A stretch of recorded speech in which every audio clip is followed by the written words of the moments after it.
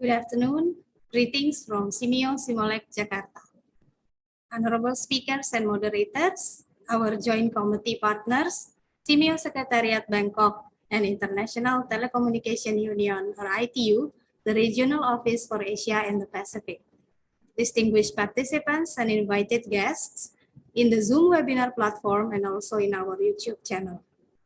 Ladies and gentlemen, I would like to welcome you all to the Regional Policy Dialogue, Schools Connectivity and Digital Transformation in Post-Pandemic Context. My name is Alin Almanda, the Marketing and Publication Manager of Simolek. It is my pleasure to be the MC of today's event. This Regional Policy Dialogue aims to explore policy options to accelerate schools connectivity in the context of pandemic response and recovery based on results and findings from ITU FCDO School Connectivity Project in Indonesia, as well as global initiatives of GIGA. It is a joint event organized by Simeo Secretariat Bangkok and International Telecommunication Union, the regional office for Asia and the Pacific, with us Simolek as the host. Ladies and gentlemen, we will start the formality with the opening ceremony. May I invite Ms. Atsuko Okuda, the Regional Director of ITU Regional Office for Asia and the Pacific, to deliver the welcome remarks. The floor is yours, ma'am.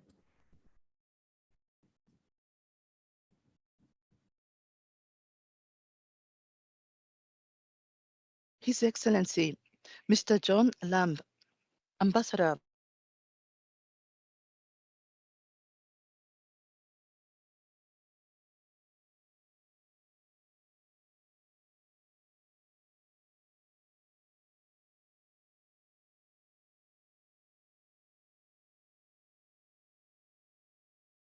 His Excellency, Mr. John Lamb, Ambassador, United Kingdom's mission to ASEAN.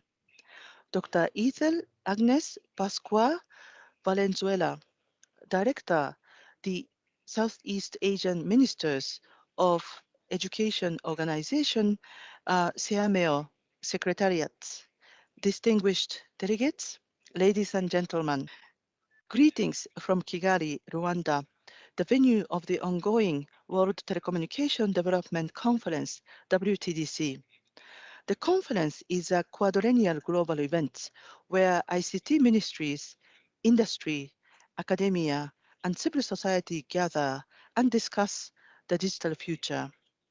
I'm glad to report to you that digitization in education has been one of the top priorities of this conference.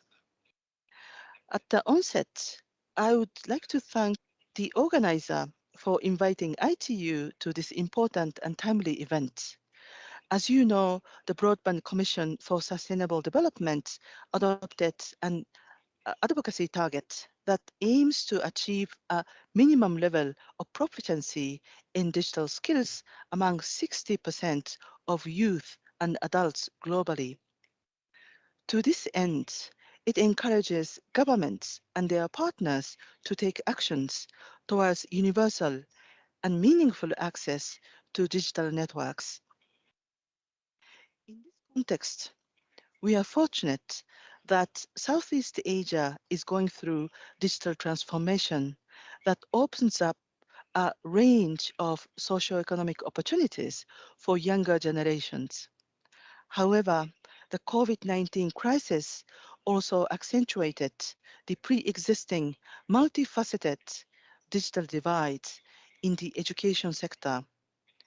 Substantial learning losses due to lockdowns, for example, led to a significant setback in the sub-region's prospects for achieving Sustainable Development Goals, in particular SDG 4. During the COVID-19 pandemic, digital connectivity has come to play a pivotal role in overcoming the challenges in delivering education under lockdowns. ITU's Facts and Figures 2021 shows that the widespread lockdowns and school closures, combined with people's need for access, led to a global surge of internet users by 17%, or more than 780 million between 2019 and 2021. The number of internet users in Southeast Asia is expected to grow by 3.1% in 2022, with smartphone adoption to increase from 88% in 2022 to 90% in 2026. In the case of Indonesia in 2020, ITU recorded 78% of households with internet access at home, and 63% of the population was found to own mobile phones. The Ministry of Communication and Informatics estimates the internet users as many as 196.7 million and is to increase to 200 million in 2022. Ladies and gentlemen, students and teachers are among the newly connected.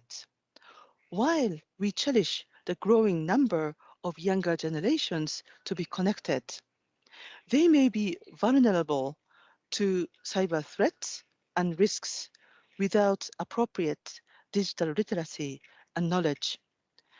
ITU, for this reason, developed the Child Online Protection in 2008 as a multi-stakeholder initiative to create a safe and empowering online experience for children around the world, and developed a set of guidelines targeting children, parents, educators, industry, and policymakers.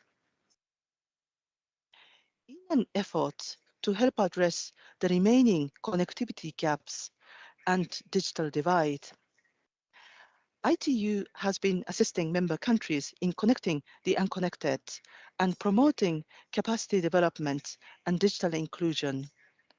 One of our initiatives, funded by FCDO, has been supporting Indonesia with technical assistance, capacity development, regulatory assessment, interactive maps of school connectivity, and sustainable financing models. The project is closely associated with the ITU Unicef School Connectivity Initiative, GIGA, to connect all schools to the internet in order to ensure that young people have access to education and future employment opportunities. As the CMAO member countries are reopening schools and are exploring hybrid modes of education and learning, School connectivity and digitization in the education sector are expected to remain as a priority of the sub-region. Continued and accelerated efforts will not only help provide all students and teachers with internet access, but also help address future pandemics and emergencies and increase societal resilience. In this regard, CMAO is uniquely positioned to promote sub-regional and cross-country collaboration in Southeast Asia. This includes collaboration for the implementation of the ASEAN Digital Master Plan and expansion of digital networks and connectivity.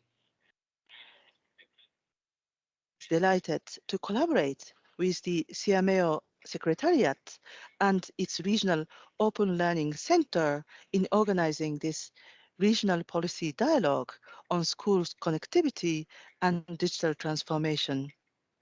Ladies and gentlemen, in the process of COVID recovery and accelerated transformation, we have already identified a few lessons. One of them is the need for a whole of government and whole of society approach. The expanded digital networks and technology can and should serve not only the ICT sector, but also all sectors, including education. This now sounds a common sense, but cross-sectoral collaboration was not a norm and not widely practiced globally before the pandemics. We have realized that inclusive and sustainable digital transformation is possible through a whole of government approach where the ICT sector works closely with all socio-economic sectors, such as education, and deliver the benefit to all and achieve the SDGs. Okay.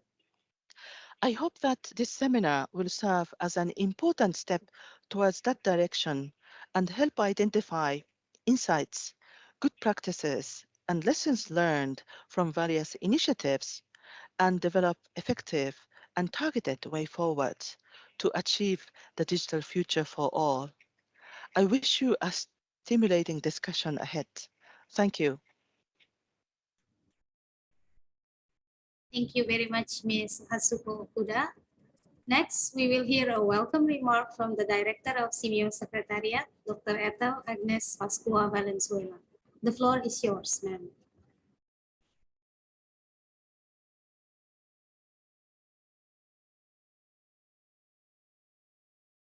Your Excellency, Mr. John Lam,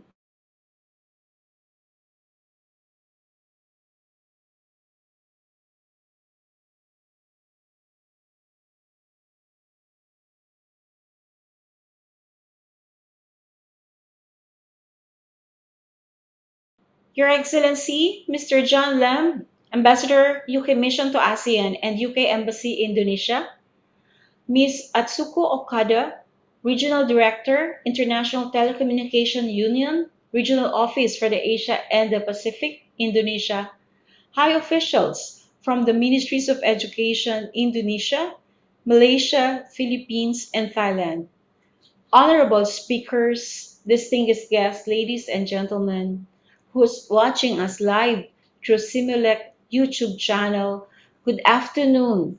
Sawadika. It is my great pleasure to welcome you to the Regional Policy Dialogue on Schools Connectivity and Digital Transformation in Post-Pandemic Context, which we at Simeo Secretariat, together with the Simeo Regional Open Learning Center or Simulec, and the International Telecommunication Union or ITU as an ICT specialized agency under the United Nations jointly organized virtually today. Over the past 3 years, the impacts of COVID-19 pandemic have transformed education globally. New challenges and new possibility for education continue to develop.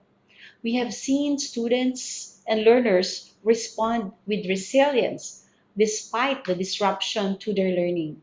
and we have been remarkably becoming more creative despite the disruption. Innovation from educators and industries, they have been adapted, and the technology mediated modes of instructions are becoming now more normal.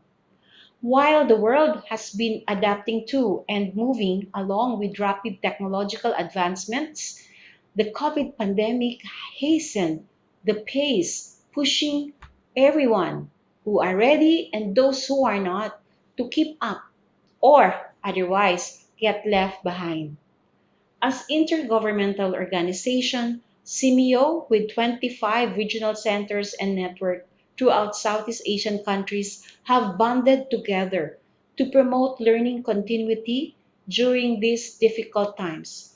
We continue to work towards bringing more capacity building programs for teachers and learners during this time of pandemic. We support sustainable development goal in our CIMIO strategic plan, and we would like to enhance regional understanding, quality provision in education, lifelong learning. This will bring better quality of life in Southeast Asia. To recognize the increasing demand of interconnectivity, institutional internationalization in the rapidly changing world is one of the initiatives we have implemented since the pandemic. We have broadened the base of CIMEO schools network and convened them in several sessions as a network of sharing and development.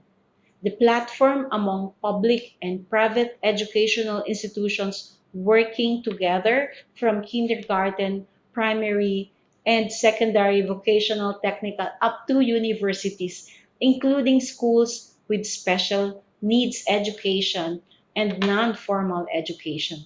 So currently, we have 250 schools from Southeast Asian countries who are part of this network, benefiting from our online classes, webinars, master classes.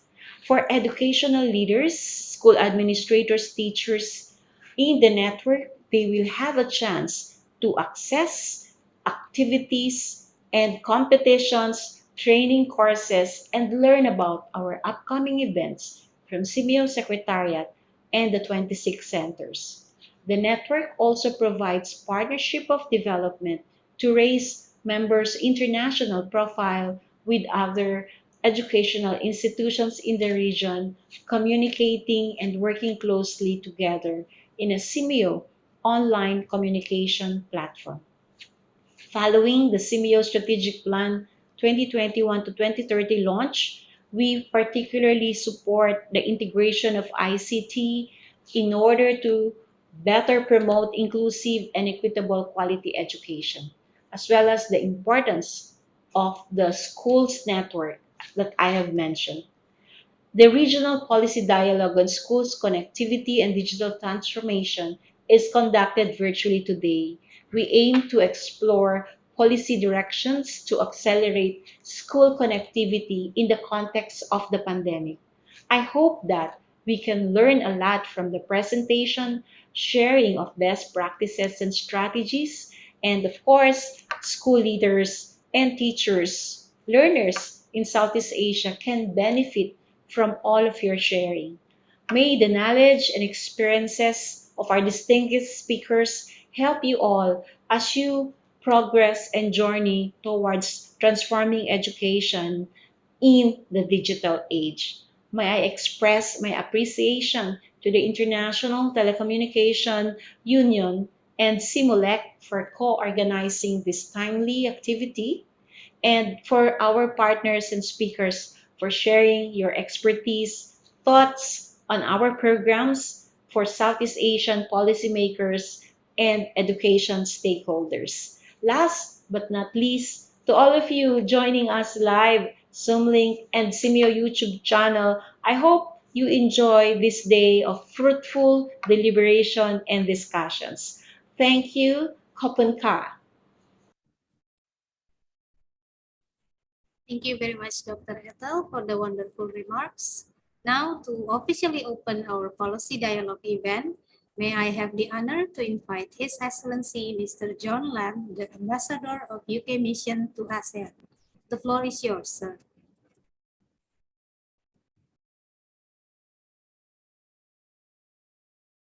Your Excellency, Mr. Chan Chung Sing, Minister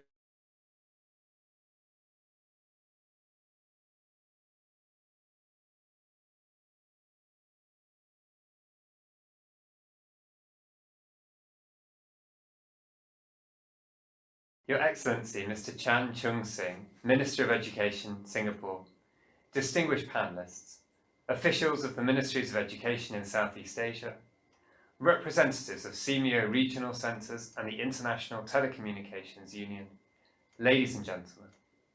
I would like to start by welcoming the broad cooperation between the UK and CMEO on various fronts, including technical and vocational educational training and higher education, since the UK became an associate member of CMEO in 2013. Education is one of the UK's top priorities, and it's one of the core parts of the ASEAN-UK relationship.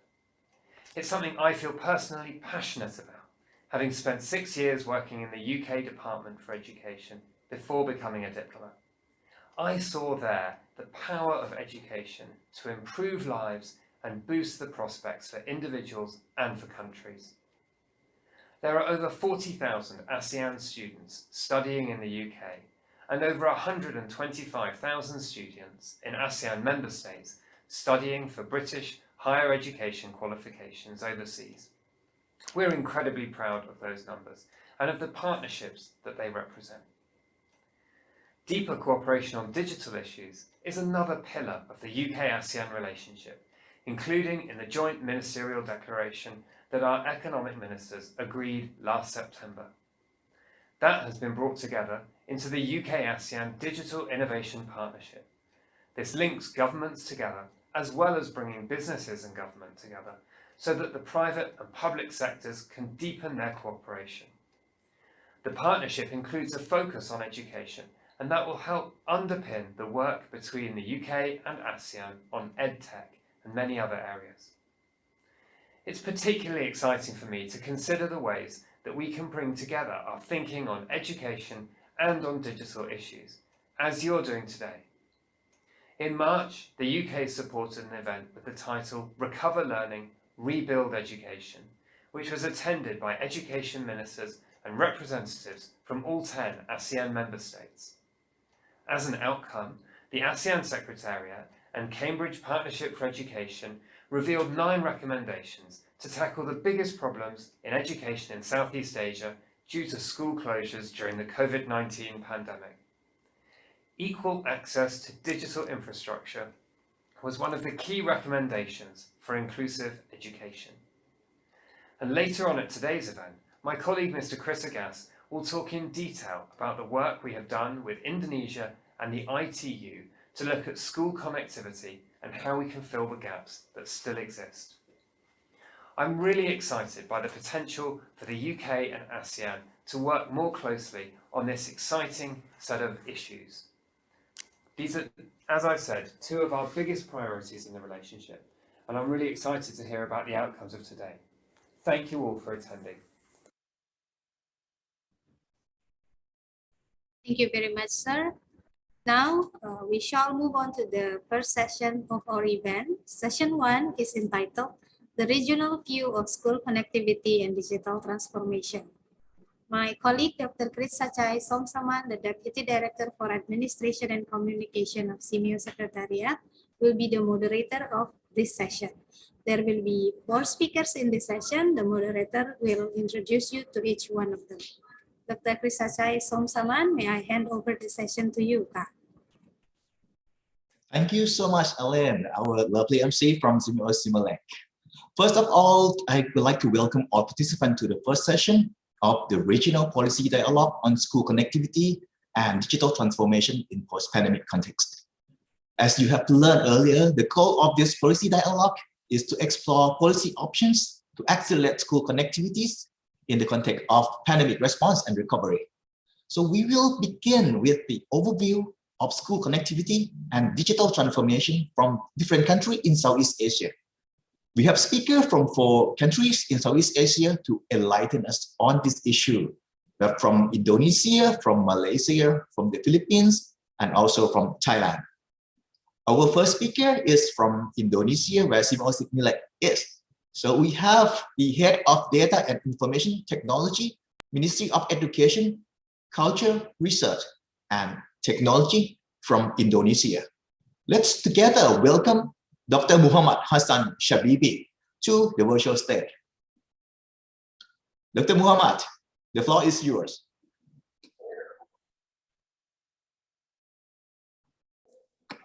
Assalamualaikum warahmatullahi wabarakatuh. Peace be with us all.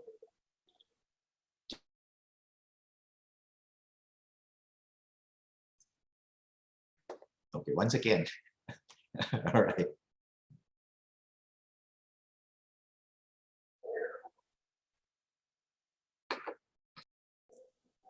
Assalamualaikum warahmatullahi wabarakatuh. Peace be with us all.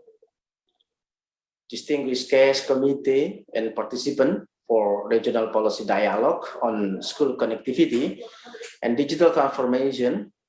It is a privilege to be part of this event, and I'd like to extend my gratitude for this incredible opportunity to share with you all regarding the policy perspective and implementation of Ministry of Education, Culture, Research and Technology for schools connectivity and digital transformation.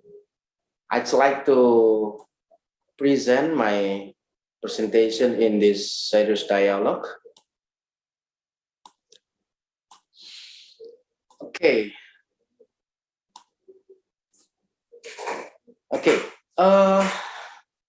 We know that Indonesia is a home for more than 270 million peoples, making this country presently the 4th most populous country in the world after China, India, and the United States. With such population, there has been considerably complex challenge that Indonesia faces a nation, particularly in the education sector during this pandemic COVID-19. New challenges that are more complex have emerged, ranging from schools closure and digital infrastructure gaps to learning loss and digital literacy gaps. With specific landscape, architecture, and characteristic as a nation, certain strategies needed to be implemented to recover together and to build back better. Indonesia has been entering phase that called demographic bonus, or we call it maybe demographic dividend. This makes the productive age group the majority population in Indonesia, and it would open a window of opportunity as a catalyst to boost economic growth as well as enhance social welfare. Hence, Indonesia strives to improve its human resources in order to develop the quality of its human resources as a future leaders. For this, the government has allocated an education budget about 541.7 trillion in 2022 to boost productivity and quality of human resources.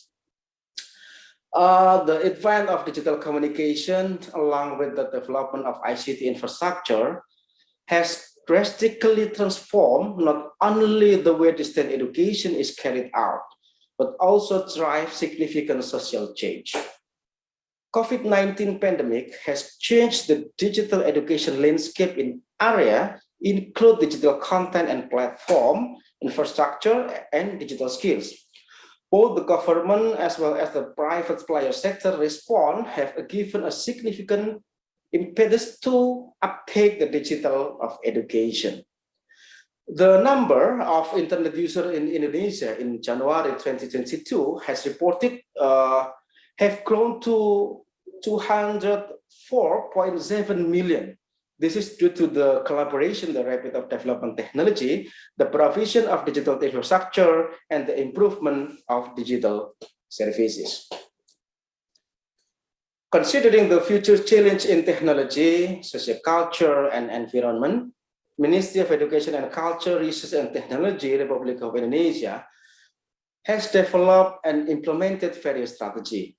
One of them is to accelerate Indonesian development goals for inclusive economic growth and job creation, focusing on the creation of digital literate citizens and digitally competent workforces. The key driver of digital skill works in Indonesia through emancipated learning, or we call it Merdeka Belajar. The essence of Merdeka Belajar is to unlock the full potential of teachers and students to innovate and improve their learning quality, independently learning towards the goal of improving the quality of education in Indonesia. Autonomy in this case means not just following bureaucracy, but also carry out innovation, and the innovation focus on Merdeka Belajar. Through Merdeka Belajar, collaboration between stakeholders can be built and maintained to improve the quality of education, such as collaboration between the government and industry to prepare digital human resources of relevant expertise and experience according to the industry needs globally. In this program, Merdeka Belajar have also been developed to improve education and curriculum that can prepare the quality human resources, boosted by the utilization of digital education platform through collaboration with various educational and training institutions, as well as collaboration between the government, both central and local government, and related industry to improve the quality of education in Indonesia, especially in human resources, with digital skills, so that the mismatch between the supply and demand in the workplace of this digital age could be fulfilled. Some of the episode programs of Merdeka Belajar are the Initiators Prokus programs, the Initiators Teachers programs, and the Independent Campus program. These are implemented nationally to create conducive environment for not only improving creativity and innovation, but also developing digital skills development to all learners. We also built some priority in platform digital to support Merdeka Belajar, such as Arkas, Siplah, Tanya Pos, Rapor Pendidikan, and Merdeka Mengajar platform, which focus on empowering and supporting school principals and teachers to optimize their potential. This digital technology can be used through this platform to assist with the process of transforming education system that is effective, efficient, and sustainable. And right now, currently, there have been 20 episodes of Merdeka Belajar, in which every episode is connected to each other in a way that it can help create an environment that encourage not only creativity and innovation, but also foster value in humanity with strong will, empathy, and morality. All of these 20 episodes so far are synchronized with 4 priorities discussed in G20 Education Working Group: universal quality in education, digital technology, solidarity and partnership, and the future of work post COVID-19. Behind the implementation of this digital transformation, there are always the threat of some ransomware or ADS or penetration test or malware attacks in our platform digital. So the key to successful preventing these attacks is to optimize our data security through data classification, data mask, and data encryption. And right now, we also realize that cybersecurity is everyone's responsibility. Thus, this preventive measure and collaborative action are significantly needed through strong collaboration involve the 4 major sectors of society, which is industry, government, research institution, and public. In the end, it all comes down to the human capital. There needs to be leadership in understanding cybersecurity innovation, endurance in learning cybersecurity, and attitudes to maintain integrity in preventing internal our cyber attacks. So from what has been expressed in the policy perspective and implementation. All right. Thank you so much, Terima kasih, Dr. Muhammad Hassan Shabibi. Well, we have learned a lot from our first speaker, very impressive, emancipated learning or Merdeka Belajar. And like he mentioned, well, cybersecurity is everyone's responsibility. So a lot of things to learn from our speaker today. Well, we have our second speaker from Malaysia. We have Dr. Wagi Syukri bin Hassan from Educational Resource and Technology Division, Ministry of Education, Malaysia. Dr. Syukri is currently Deputy Director of Learning Platform, developing the digital platform, Digital Education Learning Initiative Malaysia, DELIMA, for online learning for the Ministry of Education. This role requires the development of educational application and service for teacher and student and its related standard. He also developed analytics and other new technology such as microservice for further enhance the digital platform. And today he will tell us about making digital learning personal. Let's welcome Dr. Syukri to the virtual stage.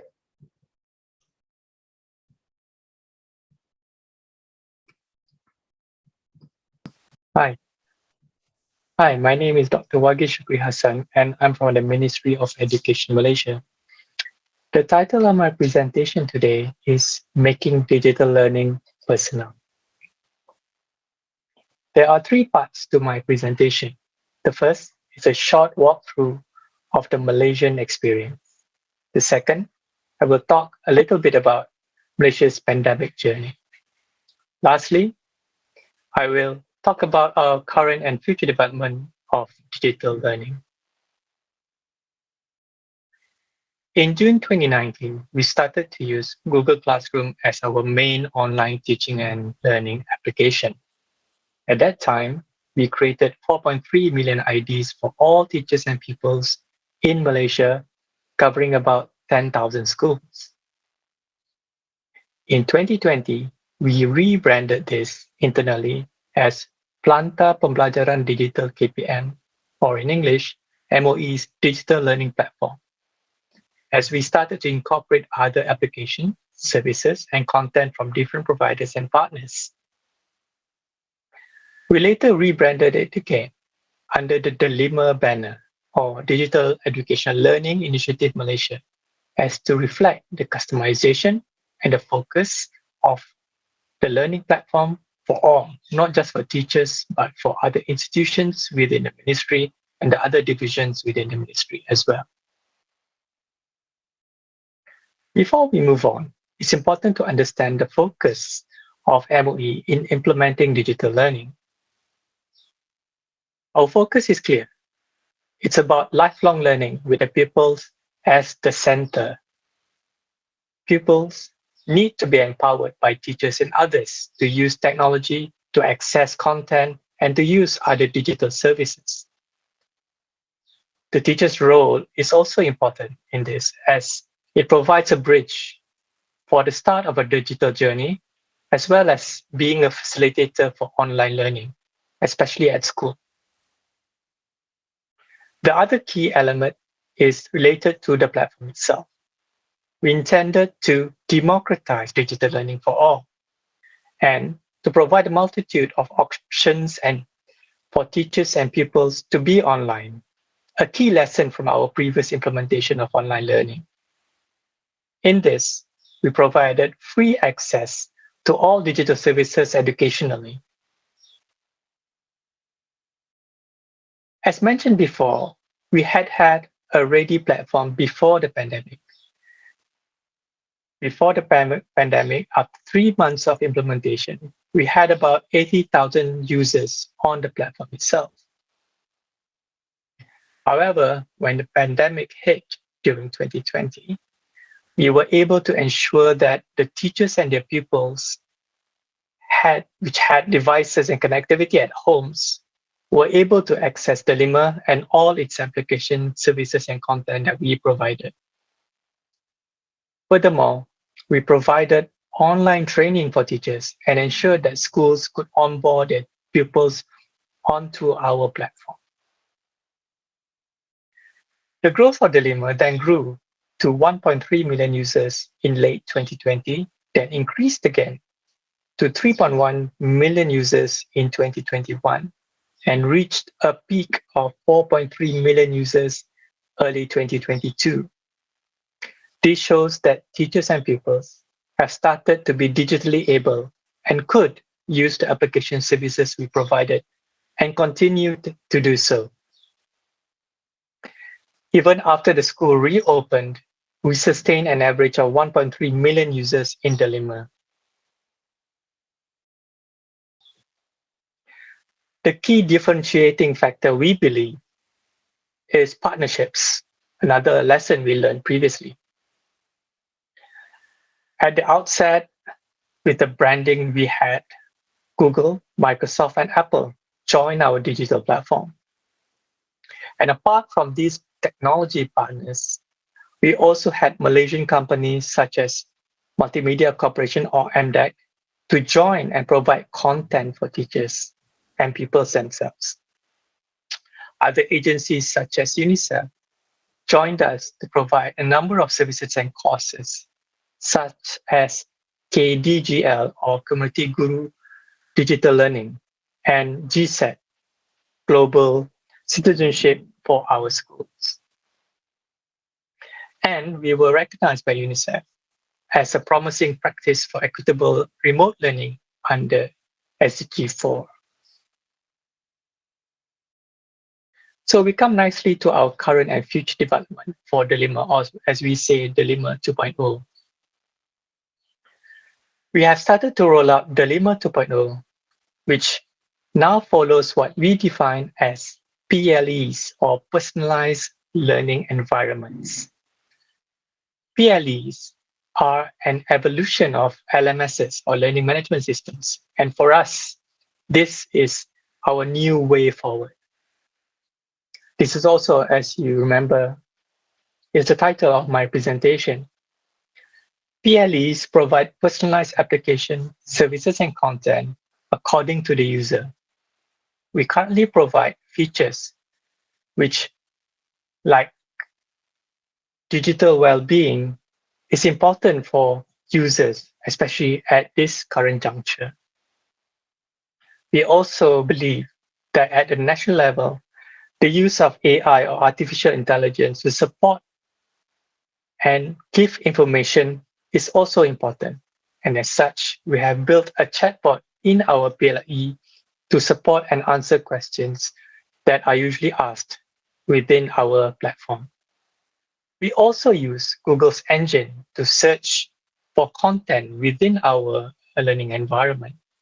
The PLE also integrates with other AIs from other applications within it. In 2023 onwards, we intend to develop AIs in terms of learning pathways to further personalize learning for our pupils. With this, each pupil will have his or her learning pathway according to their learning interests and styles. This, of course, necessitates the requirement for a digital portfolio for them as well, to ensure that credentials and certificates are kept digitally. Thank you for providing us the opportunity to present to you about Delima, and from our MOE Malaysia, we would like to thank you. Thank you so much, Dr. Shukri, for a wonderful presentation. We have learned a lot from our Malaysia approach on the digitalization of learning. We are impressed about the development of Delima and the attempt to provide facility for all the learners which are the number of the learners that just joined the digital space is improving from 80,000 until more than 4 million, which is very impressive. And the future of Dilemma 2.0, including personalization of learning and also using AI for the lifelong learning, is very interesting as well. Well, thank you once again. And we have our third speaker for the first session from the Philippines. We have Yusek Alain del Bustamante Pascua, is Undersecretary for Administration of the Department of Education, the Philippines. He has served in the government in different capacity as an executive assistant in the Employees Compensation Commissions, as an assistant secretary of the National Anti-Poverty Commission, or an APC, and as chief political affairs officer of Senator Ping Lacson. He was also a political consultant to many elected government officials, yet he finds time to advance his personal advocacy for the environment. Not many know that he is one of the leading and best wild bird photographer of the countries. He is internationally known as such and has contributed his outstanding photography in many books and publications. And well, let's welcome Yusek Alain to the virtual stage.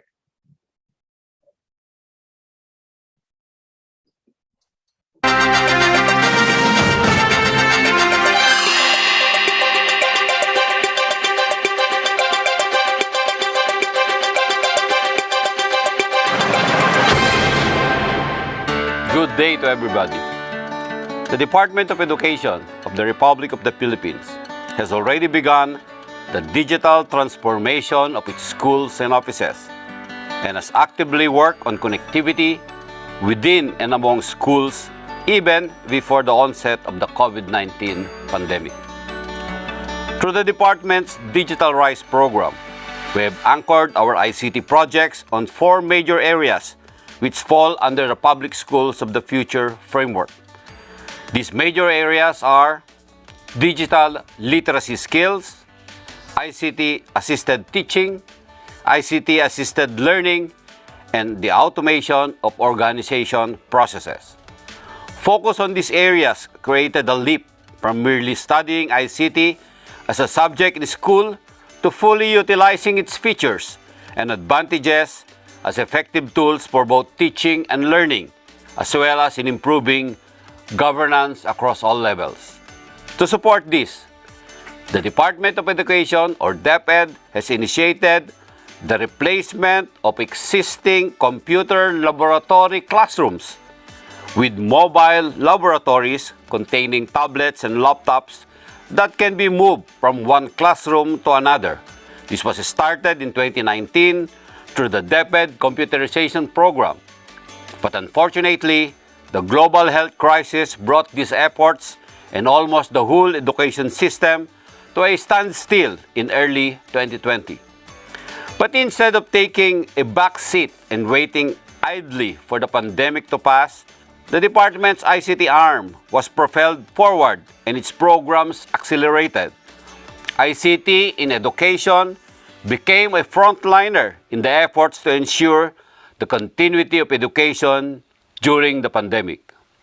With this goal in mind, the vision of DepEd to reach the following phases has become urgent and inevitable. All classrooms to have televisions, all teachers to have laptops and teaching equipment, all schools to have at least one e-classroom package to support 6 sections. All sites, offices, schools, and centers are connected. All officials and teachers are connected.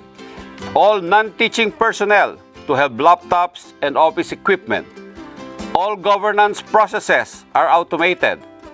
And all competencies in the curriculum will have television and radio-based lessons or episodes that have formats accessible to learners with disabilities, like those hearing impaired, visually impaired learners, and have translations in mother tongues or local dialects. All these have become crucial in continuing education and the delivery of education services, even with the suspension of face-to-face classes and office work. Programs such as the DepEd TV and the DepEd Radio, which make use of more readily available platforms in most Filipino homes, have enabled us to reach even those areas where internet connectivity remains a challenge. For those with internet connectivity and the necessary equipment, we made available platforms such as the DepEd Commons, a repository for open educational resources or OERs, which was whitelisted by major telecommunications companies in the Philippines, so learners, teachers, and their parents have access to the resources even without data credits of their cellular phones. This gave birth to another trailblazing innovation, which is called the DepEd Learning Management System, which supports both synchronous and asynchronous means of instruction. Just like the previous, the system works even if a user has no data credits. Teachers and learners can communicate with one another and find meaningful ways to deliver on the competencies required by the curriculum. These ICT programs and more continue to serve the Filipino learners and teachers throughout the country, even as face-to-face classes are slowly starting to resume as the number of COVID-19 cases continue to lessen in the country. These are ICT programs that will remain integral to the Philippine public education system, even post-pandemic, based on their relevance, usability, and efficiency. Another area where we have started to work on before the pandemic is the connectivity of schools and offices. As early as 2019, the Department of Education, in collaboration with the Department of Information and Communications Technology and the National Transmission Corporation, has been working on the establishment of what we call the PEN, or the Public Education Network, to address the problems of connecting schools to the internet. The PEN includes the following major components: a redundant core network that will house all education systems, a wide area network that will connect schools to the core network and allow them to access education systems without the need for internet bandwidth, a customer premise equipment in each school that will establish a virtual private network, a virtual public network to secure network traffic, a caching device in each school that will improve the responsiveness of the system, a high-speed internet connection from all available technologies, broadband, digital, transmission lines, fiber, and even satellite, that will be distributed by the core network to schools based on actual consumption requirements. And the school network, a set of networking equipment that will be needed to connect all classrooms to the internet. A parallel project with the implementation of PEN is Project Lightning, which is a concerted effort of the Department of Education, the Department of Information Communications Technology, and Transmission Corporation, which involves the provision of high-speed internet connection through transmission lines. Again, the onset of the pandemic slowed down the implementation of various phases of this project, but the groundwork has already been laid.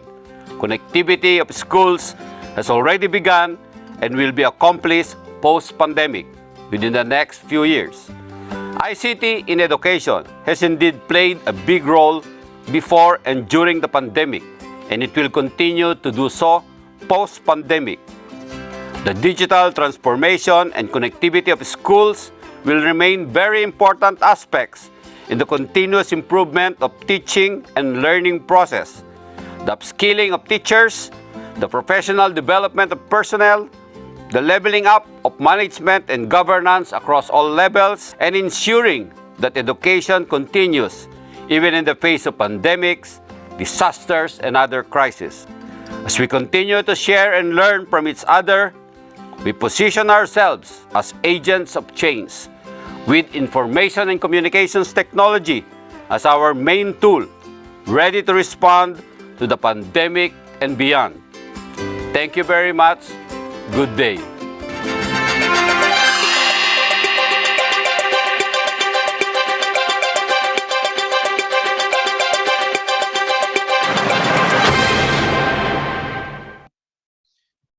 so much, Yusek Ellen from DepEd Philippines. We have learned a lot from the Yusek Ellen. We have learned about the DepEd Commons. It's very popular in the Philippines, and also the new learning management system, which can provide synchronous and asynchronous communication with the learner, and the new connectivity project of the PEN Public Education Network and lighting up all impressive. Philippines provide a lot of facilities to the learner across the country. So from Philippines, we will learn from Thailand. Our speaker is Deputy Director of Bureau of Technology for Teaching and Learning, or BTTL, the Office of the Basic Education Commission, or OBEC, from the Ministry of Education, Thailand. She is also the member of the Executive Committee of the Operation Center of Education Provision during COVID-19, under the Office of the Basic Education Commission, or OBEC, the Ministry of Education, Thailand.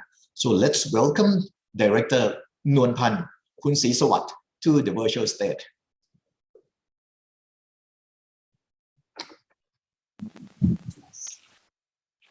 On behalf of the Office of the Basic Education Commission, Ministry of Education of Thailand, I'm Ms. Nunpan Kunsisawat, Deputy Director of the Bureau of Technology for Teaching and Learning.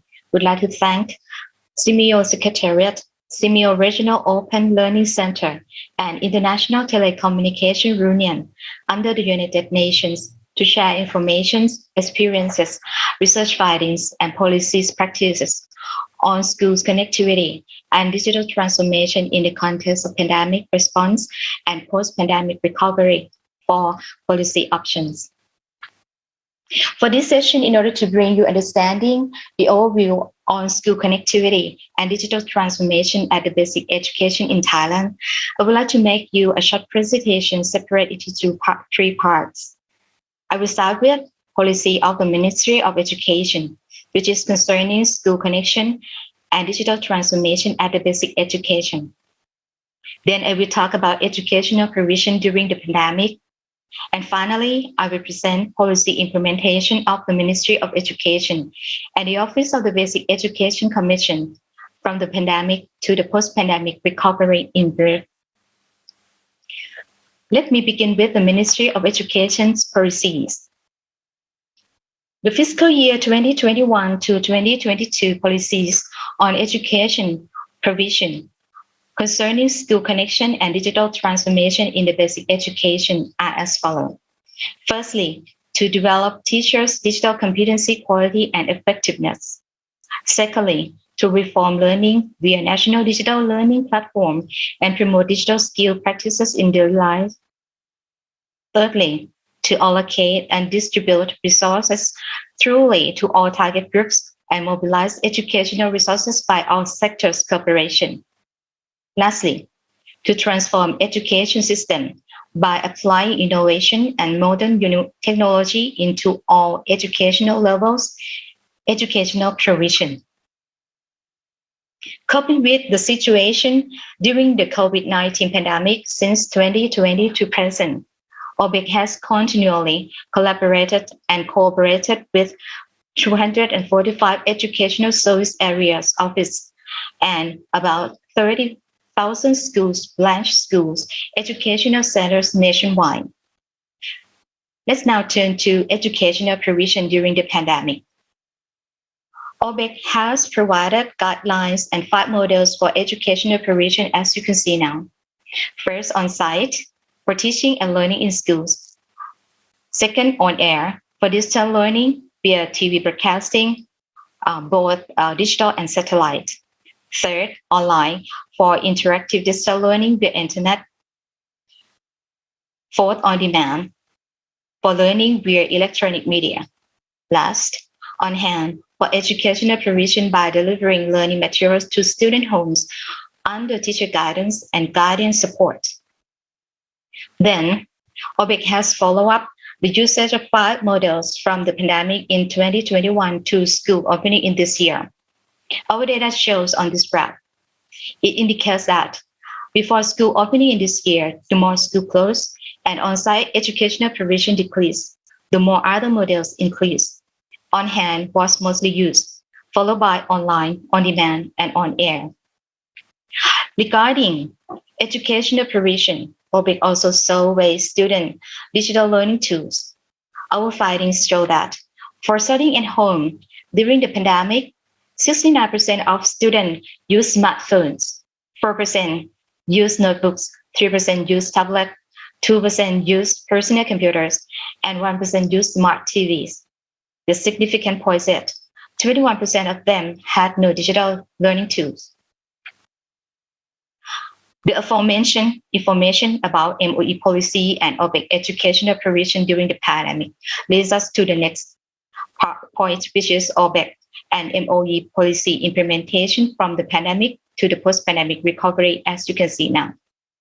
Firstly, in each fiscal year, OBIC has allocated budget for the provision of internet access and computer system to OBIC schools and school size via Educational Service Area Office, internet access to all schools, branch schools, and educational centers, computer system to schools prioritized by the needs and scarcity of computer system.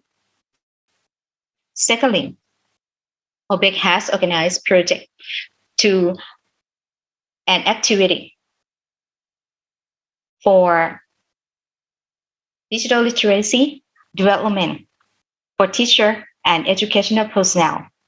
Thirdly, MOE and the Ministry of Digital Economy and Society has supported internet access by expanding the broadband internet project to all OBIC schools and digital community center. Fourthly, MOE, non-government organizations and private sectors has organized projects on digital tool donation for advantaged students.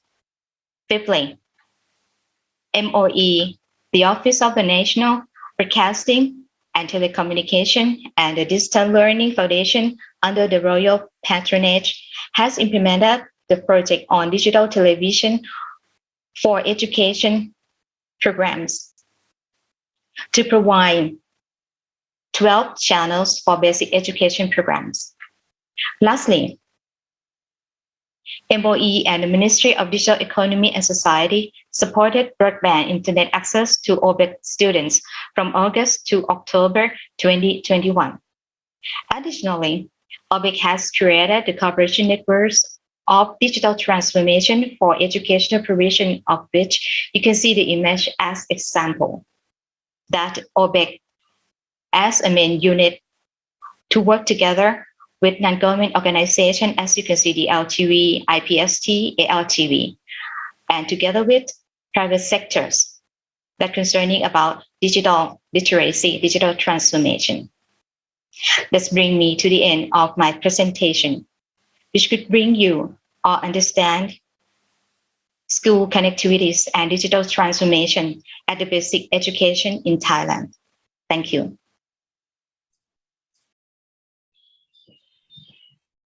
Thank you so much, Director Nonpan, for very impressive presentation on the development of infrastructure, the digital transformation in Thailand. We have learned that it needs a lot of collaboration, not only from Ministry of Education, but the collaboration expand to the Ministry of Digital and Digital Economy and Society, as well as other non-government organizations, and as well as the National Broadcast and Telecommunication, and also the private partners. So the collaboration is the key, the very important issue apart from the infrastructure that the government provide to all the learners. So I would like to, once again, I would like to thank you all the speakers for our first session here. Dr. Muhammad Hassan Shabibi from Ministry of Education, Culture, Research and Technology, Indonesia. Dr. Waki Shukri from MOE, Malaysia. Yusek Elaine from DepEd Philippines, and once again, Dr. Nonpan from OBIC, MOE, Thailand. Thank you so much. So back to you, our MC, Elaine. Thank you very much, Dr. Mohan. It was a wonderful session. May all participants gain insightful knowledge from all the speakers in session 1. Now we will continue to session 2 about school connectivity support initiatives. This session will be led by Dr. Arif Wismadi from Universitas Islam Indonesia, as the moderators for 4 speakers. Dr. Arif Wismadi, you may please have the session. Okay, thank you so much, Dini. Hopefully everybody able to see me. It's very great pleasure actually to lead this session because we work together with a very important group of people here and institution. And today our session actually will more specifically discussing about school connectivity support initiative. And first, before going into conversation, we'd like to invite Dr. Puji Pujono, is the Senior Officer for IT Regional Office of the Asia and the Asia Pacific on the project on school connectivity in Indonesia. Later on, we will together in the panel's presentation with Mr. Christopher Agas, Catherine Bennett, and also Patrialus Katlan. But first, I think I will invite Dr. Puji Pujono to present this finding. Please, time is yours, Pak Puji. Thank you, Dr. Wismadi. Ladies and gentlemen, excellencies, please allow me to share some information concerning the ITU FCTO project on school connectivity, sort of setting the stage for the conversation, really. So I would go first with introducing very briefly what ITU is. International Telecommunications Union is one of the United Nations agency, one of the oldest, in fact. It started in the mid of the 18th century, last century. And we are mandated to promote effective regulations, greater investment, and innovative model for school connectivity. That's part of our work, but generally our mandate is really to connecting the world. Next, please. Now in ITU, currently we have 193 member states. Now uniquely, the member of ITU are not only member states, but also industries and international organizations, more than 700 of them. And then people from the academic communities, which is more than 150. Now there are 3 interconnected sectors in the ITU. One is the one that deal with ITU radio communication. This is the conventional ITU, from the old time. And then ITU standardization, the one that decide of what kind of format of file you can exchange over the internet and so on. And the latest one is the ITU development sectors, the one that really look at the connectivity and digital as part of meeting people's basic needs as an asset of development. Next. That's briefly about ITU. And as you heard from our regional director, at this moment, there is a world conference going on in Rwanda in the city of Kigali. This is a periodical conference that make decisions about what the future looks like in terms of telecommunications. Now, at the backdrop, at this moment, there are 2.9 billion people who are still offline, while 4.9 of them are already enjoying the connectivity.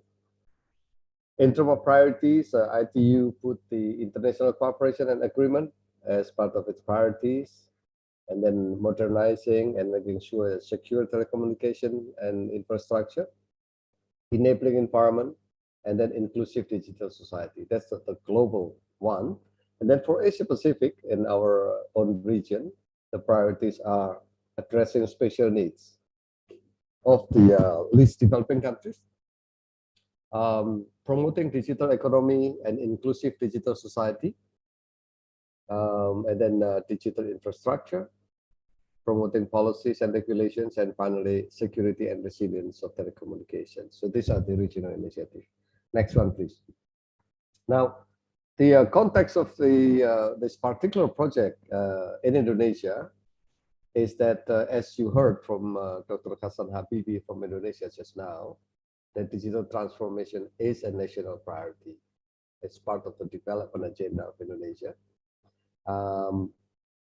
The COVID-19, as it was said, and everybody confirmed among the speakers, it created a disruption, but also provides a valuable momentum. So in the case of Indonesia, what we understand, the challenges is how to address the remaining digital divides, if you like, to make sure that the access are universally enjoyed throughout the country. Number two, how to transform the education sector into the digital era. And then the third one, how to cope with the remaining end of the pandemic, but also to make sure that the momentum that was gained over the pandemic could be sustained and be capitalized. And then how to make sure that the affordable services and devices available, both on the supply side, which is the infrastructure and the provision of the connectivity, and the demand side, which is the education part. Next, please. The ITU FCDO partnership is a one-year project. This is part of the larger conversation of the global initiative of ITU and Unicef that is called GIGA initiative, right? There are 4 technical areas that specifically being addressed in the project. First is the analysis of the policy and regulatory landscape, framework and tool development. Number 2 is promoting sustainable business models for school connectivity. Third, promoting a more conducive environment for investment by private sectors and other stakeholders. And then advancing digital skills, capitalizing on what ITU has been developing over time. There are 4 countries covered by this project, and Indonesia is one of them. And this regional dialogue is essentially trying to elevate the conversation from Indonesia experience to the Southeast Asia. Next, please. Now, I mentioned about the GIGA initiative that is facilitated by ITU and Unicef. This is a global initiative, multi-sectoral, that try to connect every school to the internet. The intention is to make sure that all the young people will have the equal opportunity and choices in life, using the digital as their vehicle. That is provided by services support to the government and so on. There are 11 steps, but the 4 steps that I put circle in the middle is the one that is being addressed by ITU and FCDO. As mentioned earlier, it is the assessment of the regulatory policy, the development of a sustainable business model, promoting better investment, and then digital skills. Next, please.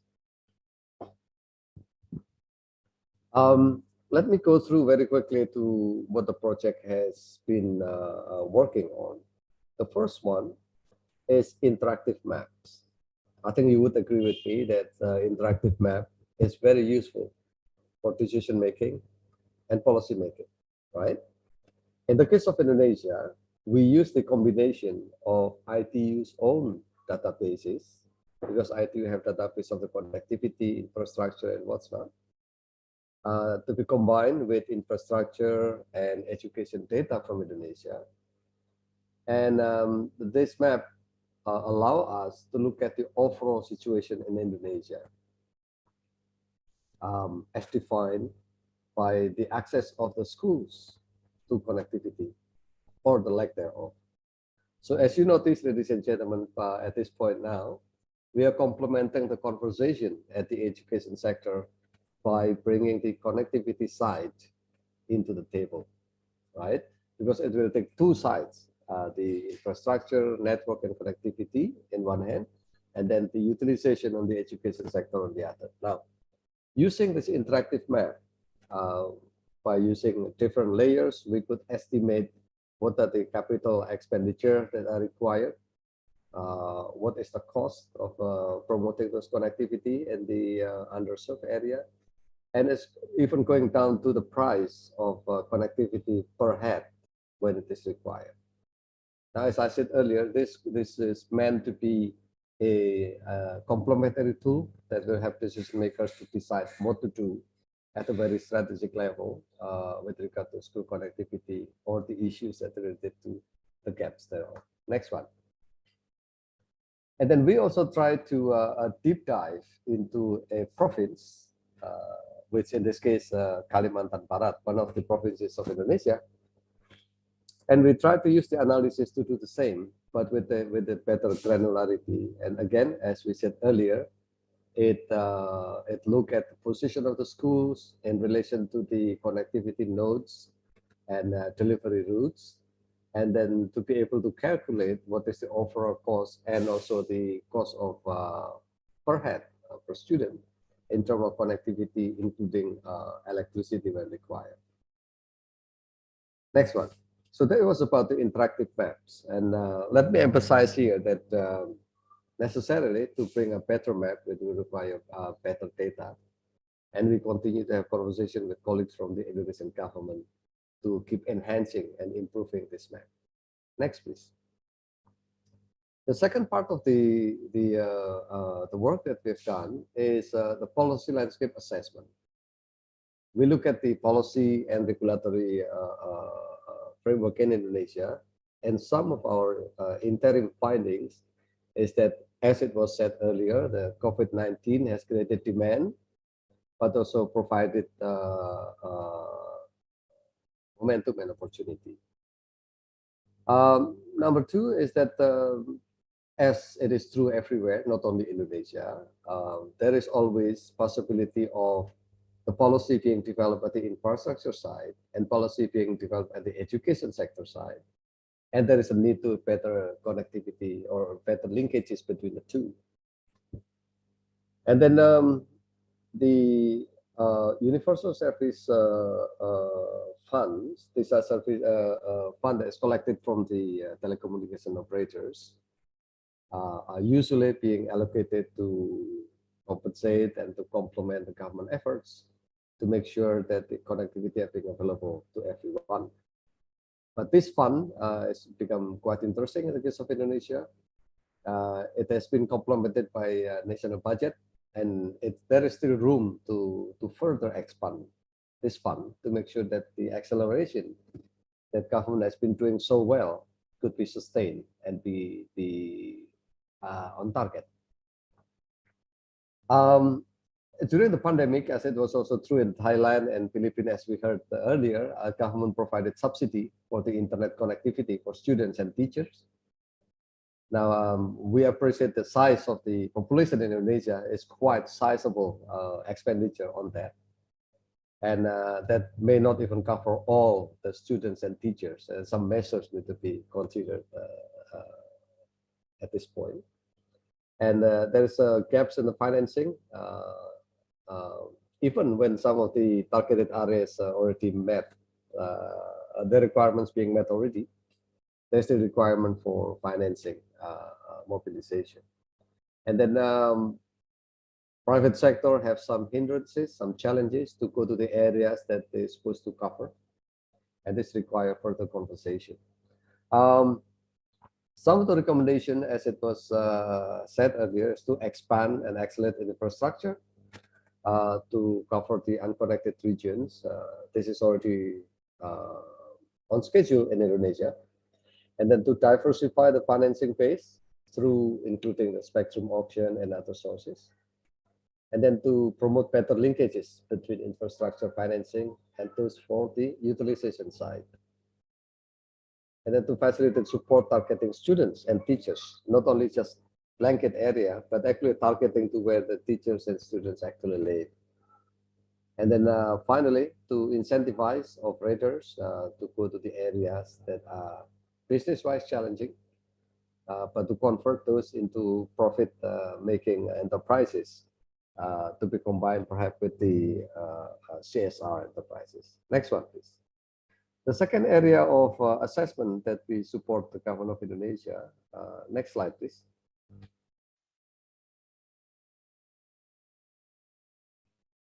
Hello. Pak Arif, has it changed, the slide? Okay. It's coming now. It's coming up. Next one, please.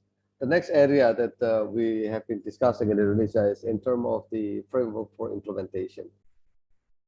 Next slide, please. Okay, stop there. So consistent with the finding in terms of policy, with regard to framework of implementation, it is pointed out that there is a need for seamless business processes for infrastructure provision, the middle part of it, and last mile connectivity, as well as school level utilization. Because obviously, ladies and gentlemen, having the towers erected will not immediately translate into the access to connectivity. It must be complemented by other inputs and efforts to make sure that students and teachers at the end will be able to leverage the connectivity for their advancement. Number two, digital literacy, skills, and protection are inseparable part of the so-called meaningful connectivity. As you appreciate, having an internet connection also opens up all kind of hazards for children. And as previous speakers saying, protection become important part of that. And then further partnership would be promoted to ensure resource mobilization. This goes without saying for all countries, I suppose. And then a framework for school connectivity might be worth considering that will pull together all the actors, the factors, stakeholders into looking at school connectivity challenge as a shared concern that require shared solution as well. So in terms of recommendation, interim at this point now is to synchronize education, telecommunication, and local government sector portfolio. In the case of Indonesia, there is a local government policies, local government law that mandated the local government to manage education. So it's very important that they come to the table and discuss about this, particularly through the so-called minimum service standard at the local level, right? Number two is to capitalize on the education one data or one map scheme in Indonesia that was mentioned by Dr. Hasan Habibi earlier to improve the connectivity mapping.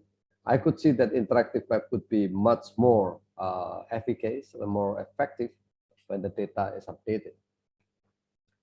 To explore various financing models, including public and private partnership, and also the re-energizing of the School Operation Fund, or POS, to bundle child online protection in school connectivity and digitalization, to treat it as one challenge altogether, and then to tap into the education technology to support the Merdeka Belajar and Sekolah Penggerak that was mentioned by Dr. Habibi, also as one part of the undertaking. And finally, to consider adopting a national framework as a shared platform, if you like, for the conversation. Next one. In terms of sustainable financing model, through the cooperation of the Boston Consulting Group and ITU, there are several models being offered for Indonesia and perhaps to the region. This could be related well, as Indonesia's situation is not unique by far. One, which is worth considering and studying, is regulated advertising model, in which using certain kind of advertisement, well controlled, when well calibrated, then children and teacher could use it to finance the access to the connectivity. Number two, of course, the government increases school funding. The third one is one-off government subsidy, like it was done during the pandemic. And then model number four is community contribution. Every single one of these model has been examined in terms of what is the gap remaining to connect the schools, right? In terms of how it will work and how it will affect the capital expenditure, and then annual connectivity, operation expenditure, electricity, and so on. So it's rather technical, but it's worth discussing. Next one, please. Child online protection is part of the digital skills that was part of this project. And this is leveraging on the accumulative knowledge product in ITU. That's been presented in several occasions in Indonesia. Right now, we have three major guidelines in ITU with regard to child online protection. That is targeting the policymakers, targeting parents and teachers, and then targeting the industry. And then the fourth part is targeting children themselves. So with regard to this one, we are looking at the possibility of broadening the access of the guidelines to the Indonesian decision makers and stakeholders. We hope that the translation of the guidelines will introduce the topic to the wider audience, but also will have the decision makers to draw necessary policies. Next one. This is the project timeline. I will not go in detail, but to illustrate that we commenced in March 21. They've gone through a variety of consultation and inception with major stakeholders, with the Ministry of Communication and Informatics, with our colleagues from Digital Access Program of FCDO, with Unicef and others, and then coordination with authorities and stakeholders in terms of the studies and then data collection and analysis. And we are now here at the point of consolidating the interim findings, and we will go forward into submitting our recommendations. Next, please. The next step would be at the national level. We would like to go into deeper and broader deliberations. Towards the end of June, we will have a series of workshops in which we will have a deep dive into the recommendations and deliberations of policy options. And then at regional level, as we are going through now, to share the lesson learned from Indonesia as one of the good practices, drawing policy implication to draw recommendations, and also disseminating good practices to more countries in the region. With that, I would like to end our presentation to set the stage of the discussion. Dr. Rusmadi, over to you. Thank you. Great. Thank you, Dr. Puji. It's very nice setting up in the beginning of the panel session. So without further ado, I would like to invite Mr. Christopher Agas from Digital Access Lead, as a Digital Access Lead from British Embassy Jakarta and the FCDO projects. Please, Chris, screen is yours.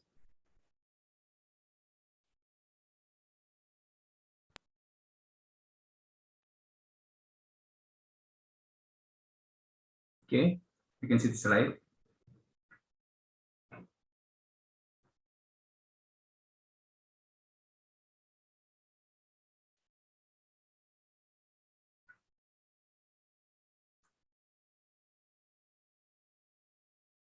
Hello, Chris, are you ready? You are still mute, so we cannot hear you.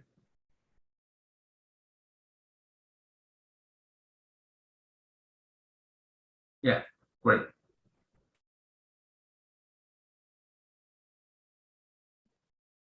Hello, can you hear me?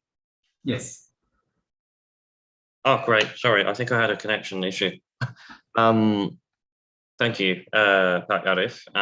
So I'm Chris from the British Embassy in Jakarta. Work closely with Pak Puji at ITU. So I'm not going to repeat any of what he presented on, but I am going to go into some more detail around the projects that we did last year that preceded the project we have with ITU, which looks specifically at remote learning and digital literacy challenges, development challenges.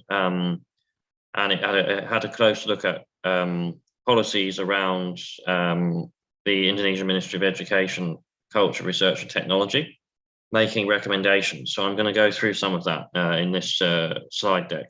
So next slide, please. Before I go into the project itself, it's worth summarizing the digital access program that we have here in Indonesia as a whole, which is funded by two departments, so FCDO, which I'm part of, and also the Department for Digital Culture, Media and Sport. There are three pillars to the program. Pillar one, the title there, Models and Enablers. I mean, to make it, I think, more simplistic, I would say it's around digital connectivity and inclusion. But what models and enablers can you use to unlock further connectivity and digital skills development in Indonesia. What business models can be adopted and what strategies can be used to support the most marginalized communities. So that's the main aim of the Pillar 1, and our work looking at remote learning and our work with ITU particularly falls under that pillar. We do have another pillar of work which is more on the cybersecurity side, some of which touches on the findings in this area. And of course, a pillar looking more at the tech ecosystem as a whole, where we work with startups and investors and entrepreneurs to develop digital transformation.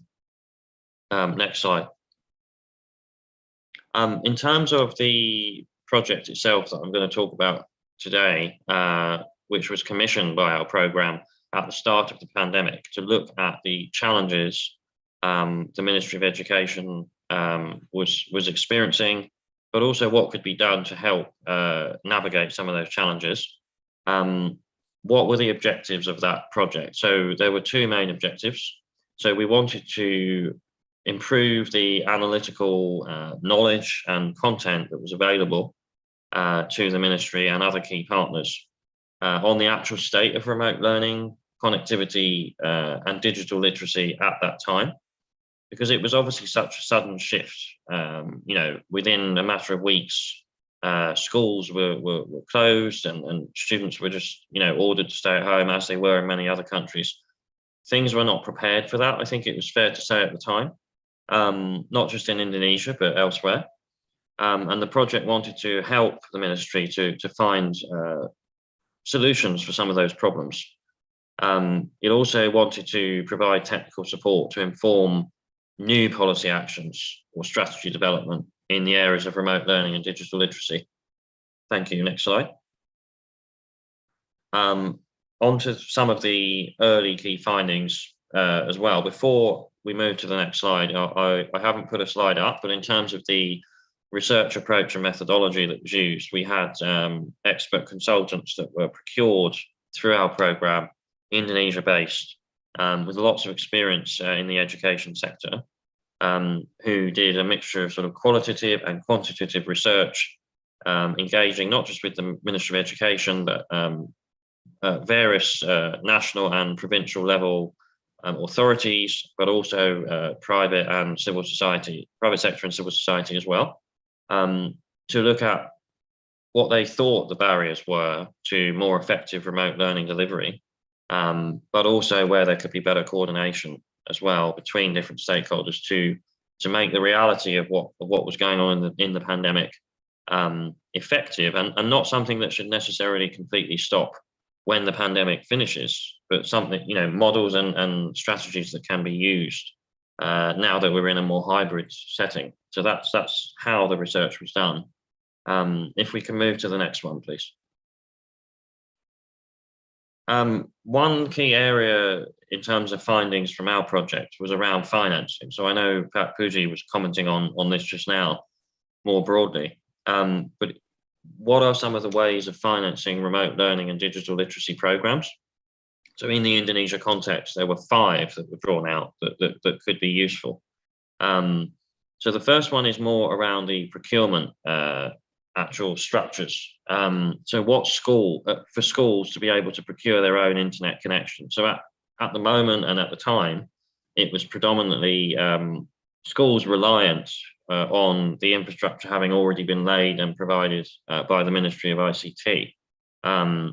But large regions, even to today, are not connected. So the latest figures only from 3 days ago from the Indonesian government were showing that it's now gone up to 77% of the population that have internet connectivity, which has grown in the past year, but that's still 1 in 4 people who don't. So obviously translating that into schools, you've got the same sort of figures. Procurement. So how can they, are there community models where they can be able to directly procure through the local authority if internet access is available elsewhere in a village or a community nearby, perhaps? What were there mechanisms that could be used? At the time, there were not that many. Internet quota subsidies, so the Kota Belajar program, 2.6 trillion, that was at the beginning of the pandemic, was allocated. The ministry was working with internet service providers, but frameworks at the end of the project, around a year ago, were yet to be arranged between government and telecommunication providers for basically subsidizing quotas for internet. So could it be more affordable? And also the question around the context of this was very much making it more affordable in an emergency situation, but in a more sustainability viewpoint. Schools that are underserved now, should they have more affordable internet subsidies through telecommunication companies providing more, and that would be through the Universal Service Obligation Funds, which is the third area there. Should their obligation have gone up just in the pandemic, or should it go up post-pandemic as well, which is managed by BAPTI? We were looking at what the pros and cons were around that for financing. Village Fund was a fourth area, so managed by the Ministry of Villages. Budgets were reallocated more towards health, direct health response actually during the pandemic. And even though procurement of internet services and infrastructure, including maintenance, actually cuts across all sectors, so health, education, and various others, it wasn't a standalone priority under the Village Fund model. And that debate is still ongoing now. I have just been to one of the regions. We were talking with the provincial government about this, and whether there's more that could be done to flex the Village Fund and put internet connectivity higher up the priority list. And then community-based connectivity. So could there be and should there be self-funded internet provision to enable students to learn remotely by the villages and then sustained by community members? So we do have a pilot project in the program at the moment, which is looking at that model in 9 different provinces. So there's pilots in villages in those 9 provinces. And it is high recommendations are coming out that in the education sector, for example, this model is very effective during the time frame in which national government may not have rolled out infrastructure across the whole country. So it can come up from the grassroots level and be useful for that particular community. So these were the 5 areas we sort of recommended or looked at as being financial considerations, so to say, that Indonesia could consider. Next slide, please. The key stakeholders, I think, are important to mention. So teachers, obviously, absolutely fundamental that in the new context of delivering more online, first and foremost, teachers need to be equipped and confident doing that, more so than the students, actually, because if the teachers are not, it doesn't matter how receptive the students are. So National Programme on Digital Literacy needs to be scaled up, is a recommendation that we made. And can that be tailored specifically to teachers in different settings and in different local contexts? There are programs already there, obviously, like Guru Penggerak, Guru Belajar, which look to frame teacher improvements. But we haven't yet seen sort of specific results because they're still in fairly early stages. But teacher coaches and mentors came out of our research as being something that would be good to have in every school, basically. So that, or perhaps across schools in different areas that could do dedicated digital literacy training for their teachers. Also the question of the role of teachers. So, is their role just to deliver curriculum, or is it to basically use their role as also promoting and supporting the development of digital skills for their students as well? Because obviously that is cutting across all subject areas.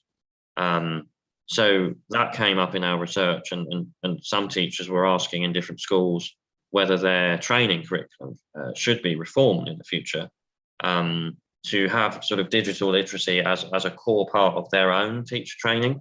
So not just sort of English or maths or geography or whatever subject they are experts at, but digital as well, to combine it so that it comes to how they deliver the subject matter.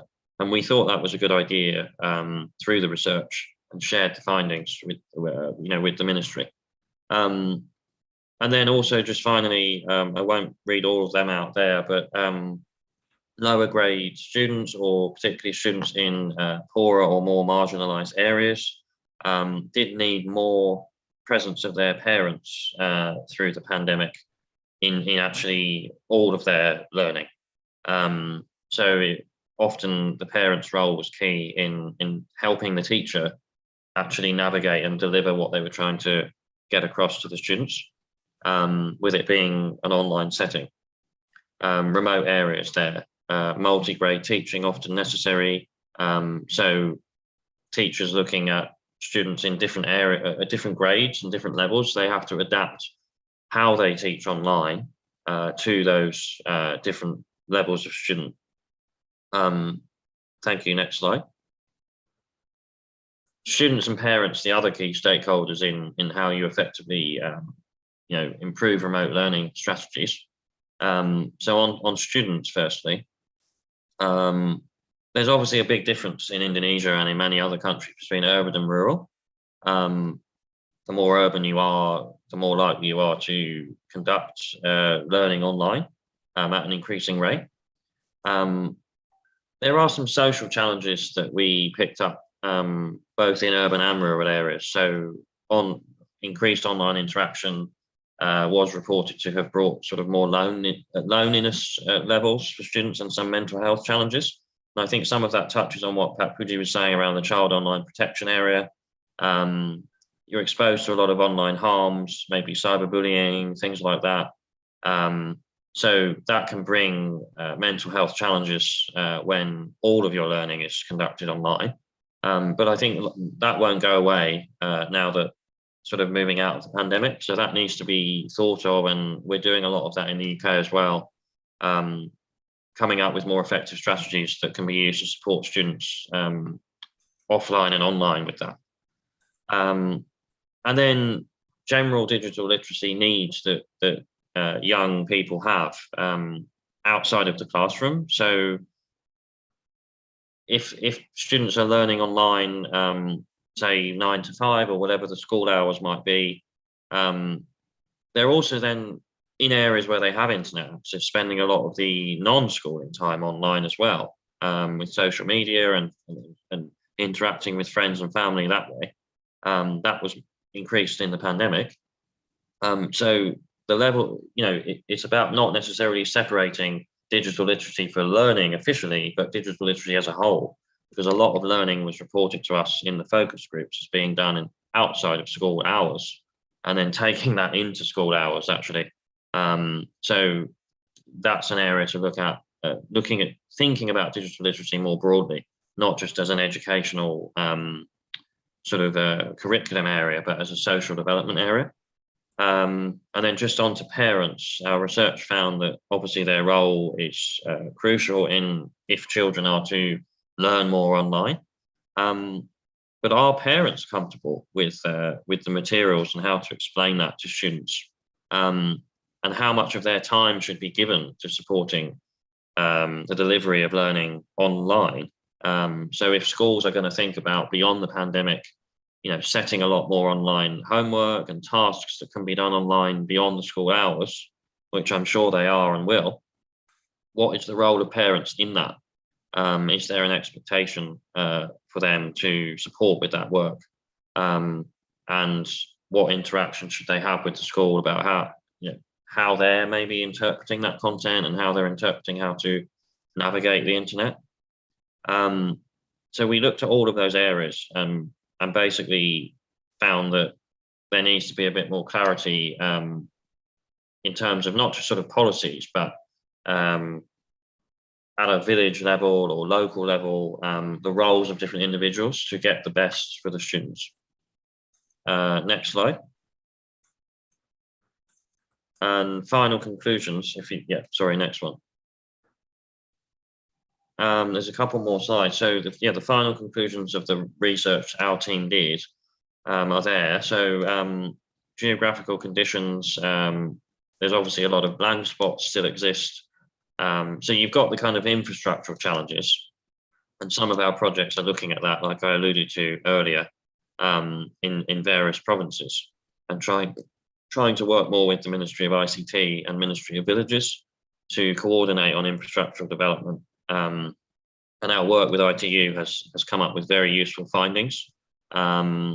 Case study of Papua was quite interesting, I thought, where we looked at the number of schools that were unconnected in Papua as an example, which I think was over 70% when that research was conducted earlier in the year.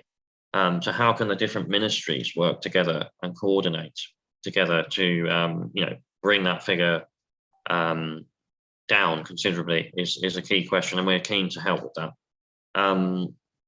I won't go through all of them, but some of the ones that will highlight findings, which we had a lot of discussion with the Ministry of Education on, the digital literacy. So at the time, the limited focus on enhancing digital literacy beyond the Ministry of ICT. But now that's actually improving from what we're seeing as well, where various government ministries are taking digital literacy, taking their role in the digital literacy journey and digital transformation journey as being absolutely fundamental. And Ministry of Education is one of them. So that's definitely a good sign that we're seeing more of. And also I think, again, I won't repeat it, but the role of the teachers came out as probably one of the key findings that we had in the whole research. If you get their role right from the start of their training in how to teach online effectively, a lot of the other problems, obviously other than the infrastructure problems, can be dealt with a lot easier. Their role is really crucial, and if they're not supported enough in delivering online, various other challenges can flow from that. And the next slide, please. I think I'll summarize the other recommendations. So I've said some of this already, but more on the policymaker side. The coordination amongst the key ministries to improve provision in rural and remote areas is key. Also, I think how national and provincial and local governments coordinate is an area that we want to work with Indonesia on a lot more where we can. So having a project on the ground in let's say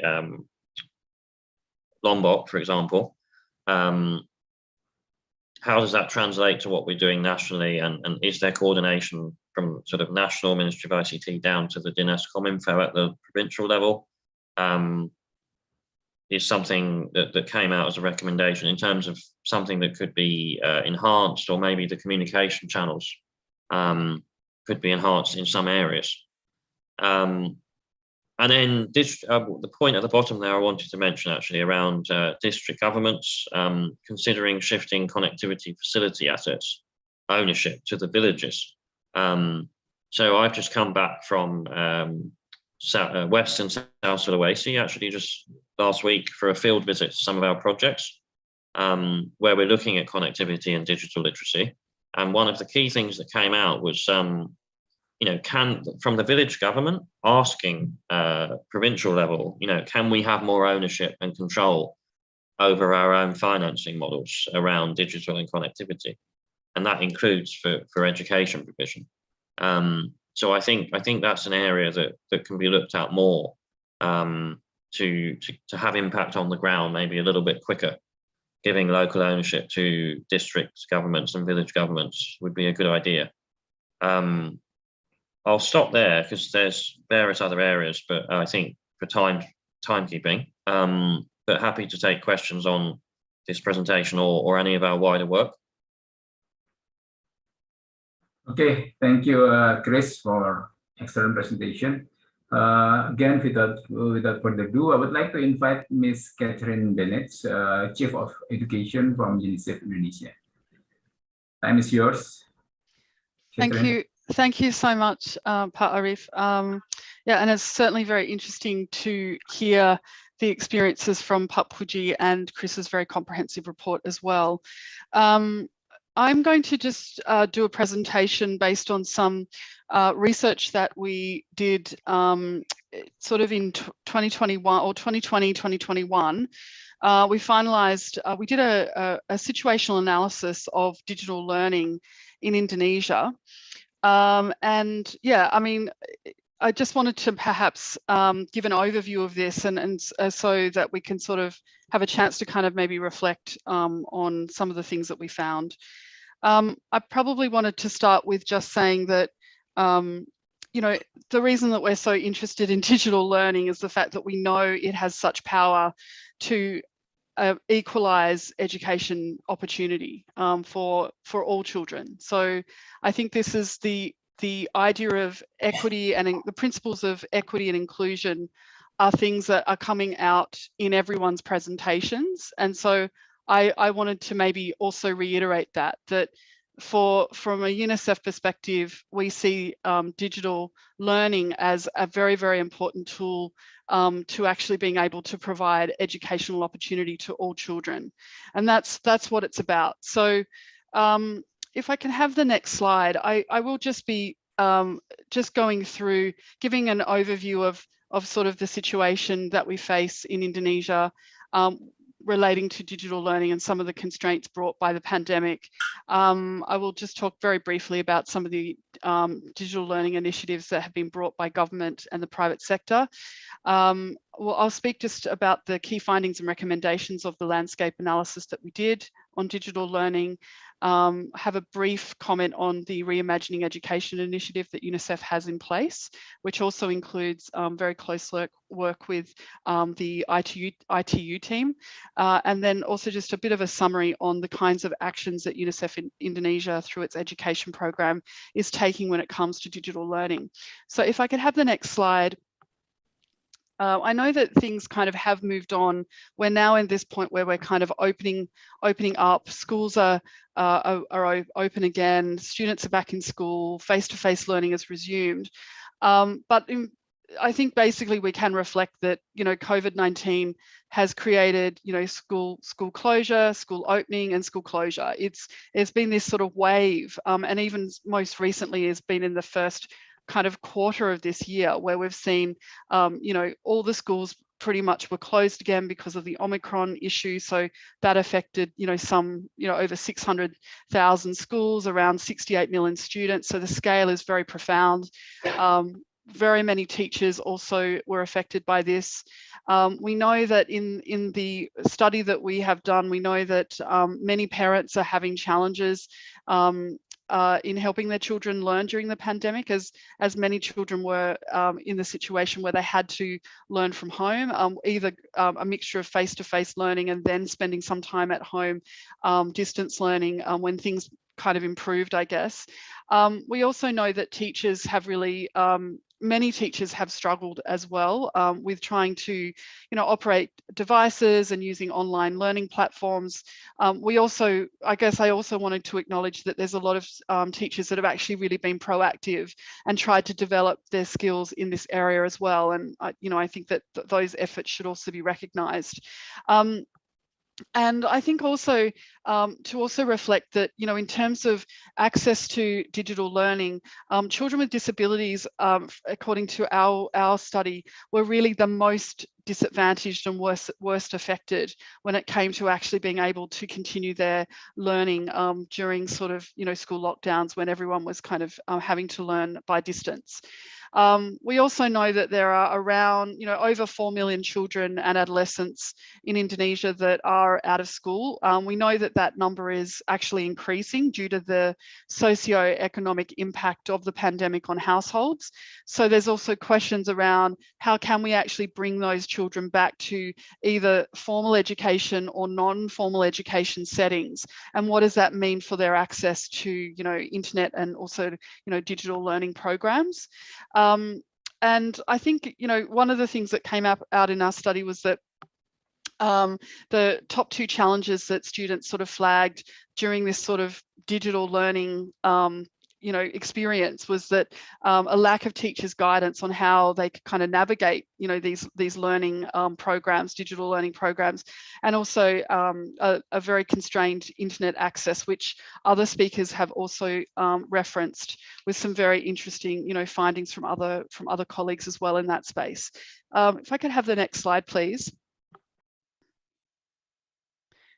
And the other thing that came out of UNICEF's research is that the high level of kind of anxiety from children themselves, young people, about feeling like they were falling behind. While digital learning played a very, very important role during school closures and will remain as a very important tool within the education system, in fact, very many students were either not able to optimize their access, to digital learning platforms for a number of reasons, maybe from more of an equipment perspective, so they weren't able to have access to internet, or they don't have devices, but also from a sort of parental and family support perspective as well. So as a result, we do find that there are high levels of anxiety, and that, many students felt that they, were behind in their learning. And we know that learning loss is a very, very significant factor, across Indonesia and globally. And this is something that we now have to turn our attention to, really trying to address. Next slide, please. So, I mean, as other speakers have mentioned, I think that it's really important to acknowledge the significant investment and quick action that has been taken by the government of Indonesia in trying to create a sort of digital learning accessible space for children and adolescents. And this slide just seeks to kind of summarize some of the programs that the Ministry of Education particularly have developed and have put out there. And I think these are still ongoing programs that continue to develop. UNICEF has been very happy to contribute in some capacity to some of these programs. Next slide, please. I think the other thing to reflect on is that Indonesia's EdTech sector landscape has drastically changed as a result of the pandemic. So even though, we understand that prior to the pandemic, about 80% of EdTech firms had kind of come into existence from around 2013. So there's still a lot of firms around.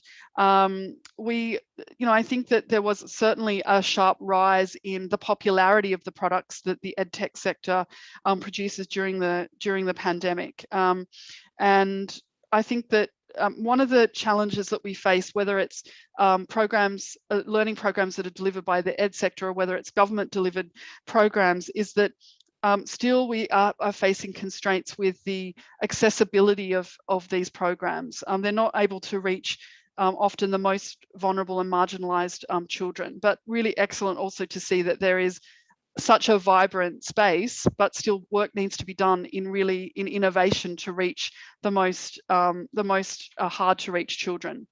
Next slide, please.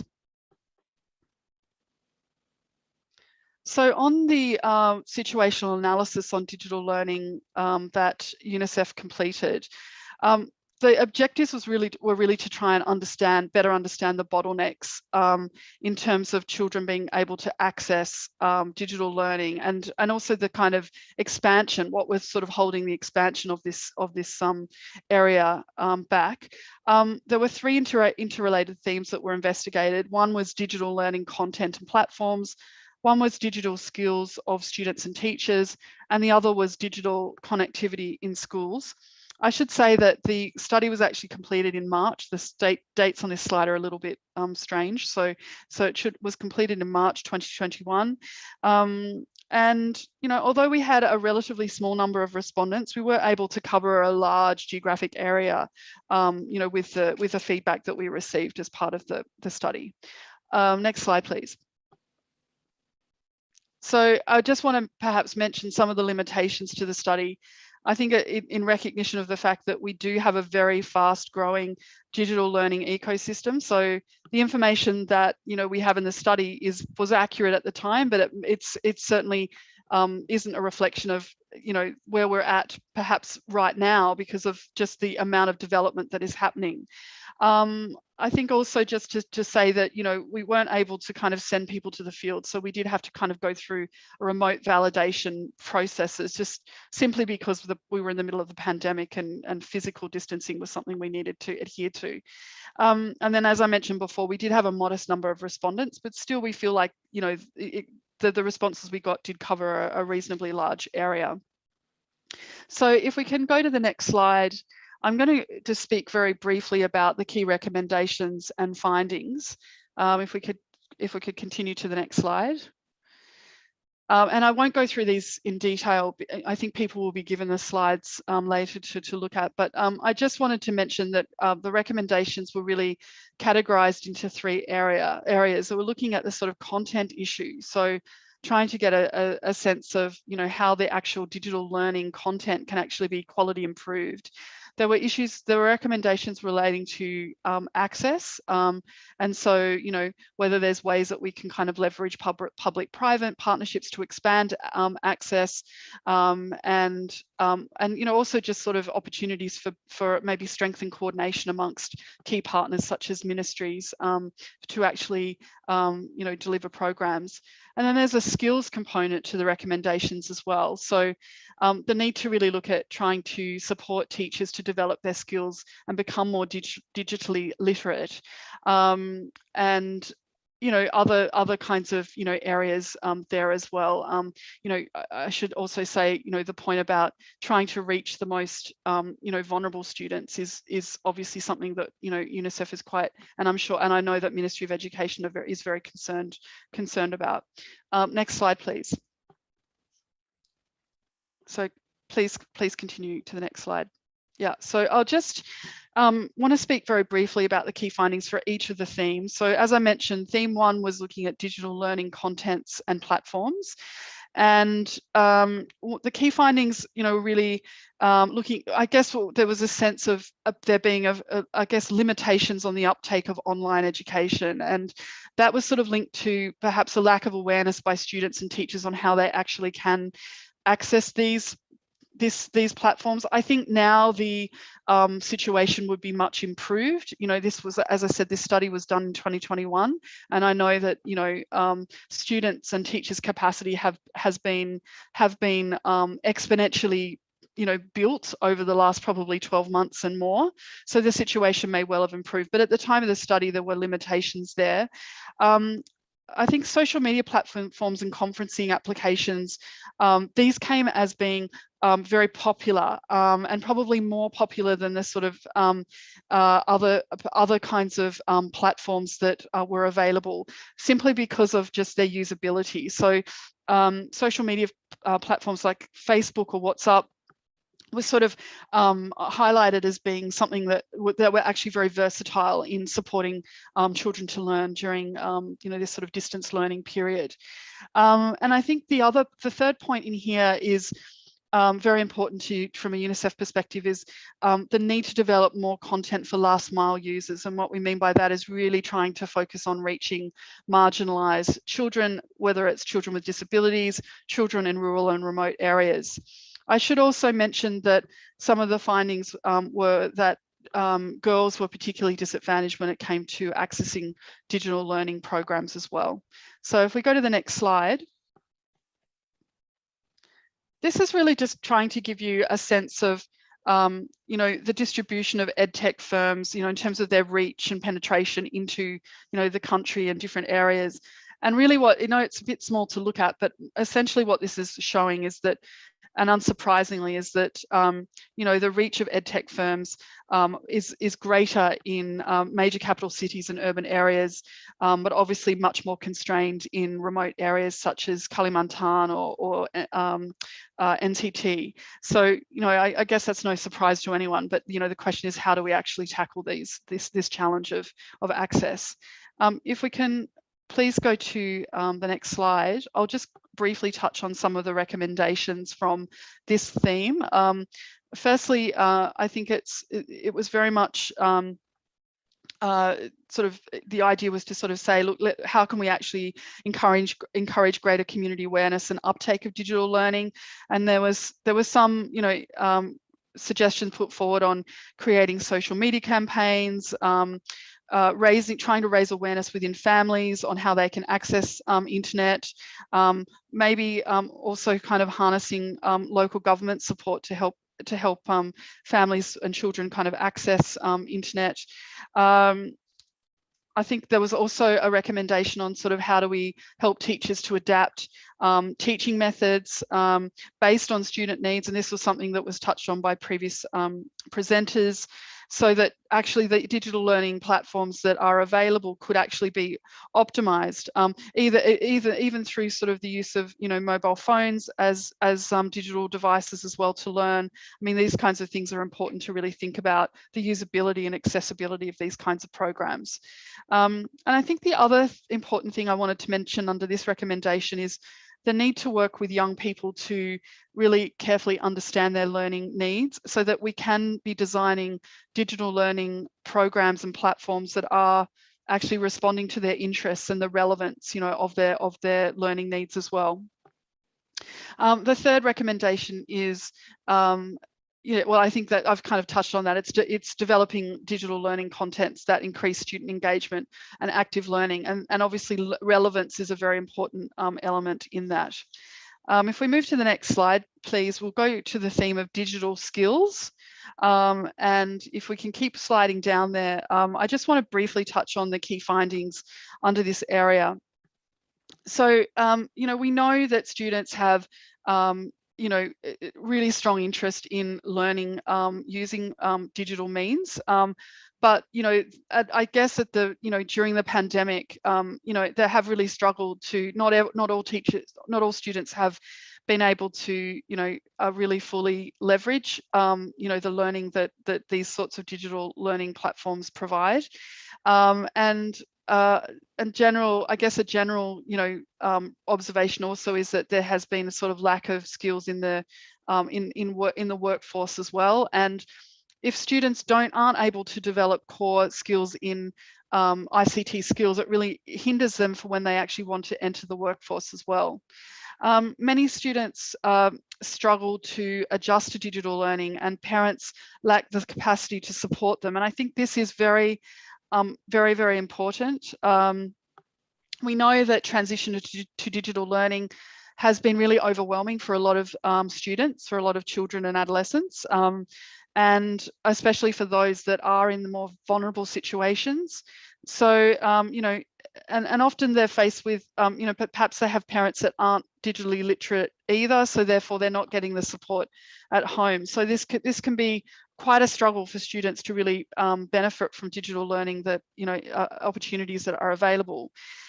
And I think thirdly, just to reflect that, you know, teachers, many teachers don't have really substantive digital skills, although to acknowledge that many have developed them over the last couple of years with the pandemic. And I think that there are some very good examples of how teachers have been really proactive and creative in being able to, you know, create innovative teaching methodologies for the benefit of their students, but that is not widespread in the system. If we can scroll to the next slide, this is just key recommendations relating to digital skills. Ms. Bennett, yes. Is it possible to a little bit speed up? We run out of time. I'm sorry. Oh, sure. Yeah. Okay. Yeah. No problem. Okay, so yeah, for this one, you know, obviously, this is really looking at, you know, just solutions for how we might actually address some of these issues. So, you know, if parents don't have solid skills in digital learning, then perhaps we need to have some more basic information out there to help them to gain those skills. Looking at how we equip, you know, teachers in conducting digital learning programs, etc. I'm going to quickly go now through, if we can just move to the next slide, because I'm aware of time, and thanks for the reminder as well. Just on connectivity, I don't think I really need to spend that much time on this, because I think other presenters have well and truly gone into the detail here. But I think, we do know that, there are real challenges with children being able to access the internet. Affordability is a big issue. And so, we know that there are quite significant disparities. And for example, we know that, households in Jakarta, 89% of them have internet access compared with about 29% in Papua. And I'm not sure if that's improved over the last 12 months, but still there are significant gaps in that. If we go to the next slide, please. So then, I'm not going to go through these, but just to say, these are just trying to think of ways that we can actually, try to improve connectivity, internet connectivity for learners. And there are different ways that we can do that.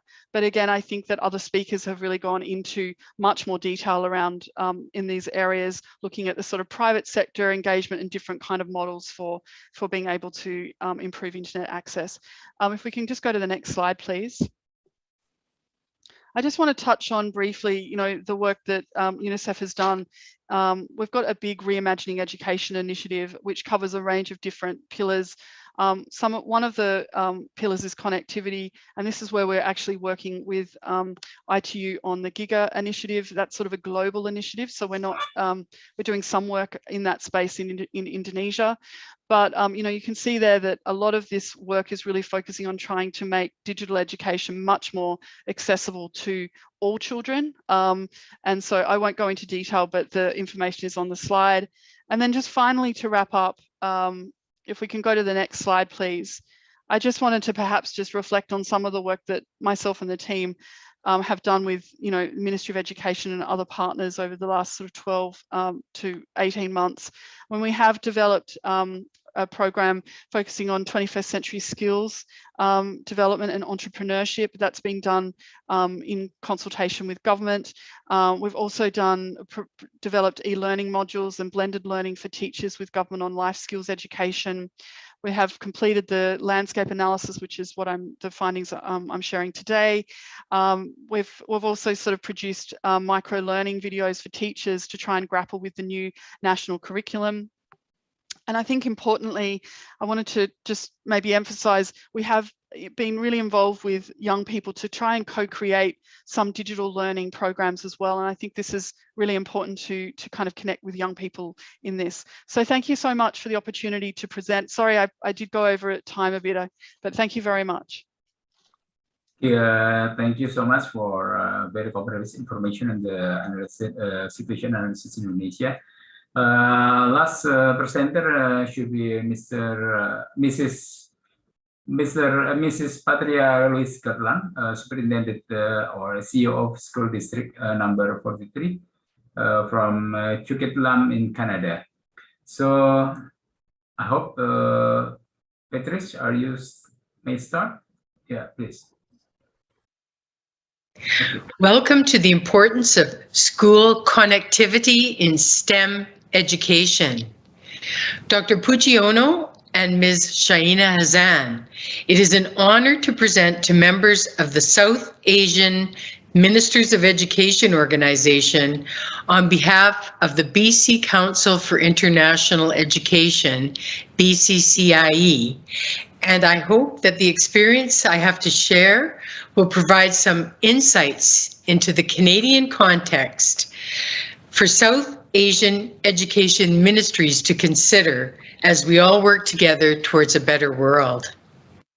I am Patricia Gartland, CEO and Superintendent of School District number 43 Coquitlam in beautiful British Columbia, Canada. I have had the pleasure, honor, and privilege to travel to Asia many times and meet with colleagues in schools, education bureaus, ministries, and at conferences. I passionately believe that as a part of a productive global community, it is essential for system leaders like myself to share with others around the world the priorities, strategies, and investments that have led to success in our respective jurisdictions. Coquitlam School District is located in Metro Vancouver in BC, Canada. We enroll 32,000 kindergarten to grade 12 students, including over 1,000 international students in 71 schools. Our school district spans a large mountainous area in the city, bordering on the ocean and with many rivers, lakes, and parks in a natural setting. We have been able to internationalize our strong focus on STEM and technology to build a worldwide network of partners, helping us to make education relevant for our students in the 21st century. In this globalized world, we want our children to possess the knowledge, skills, and attitudes to compete and be successful. The OECD, Organization for Economic Cooperation and Development, highlights the well-being of society as a shared destination. The OECD Learning Compass is a future-oriented framework that provides key concepts to assist and guide students on their learning journey.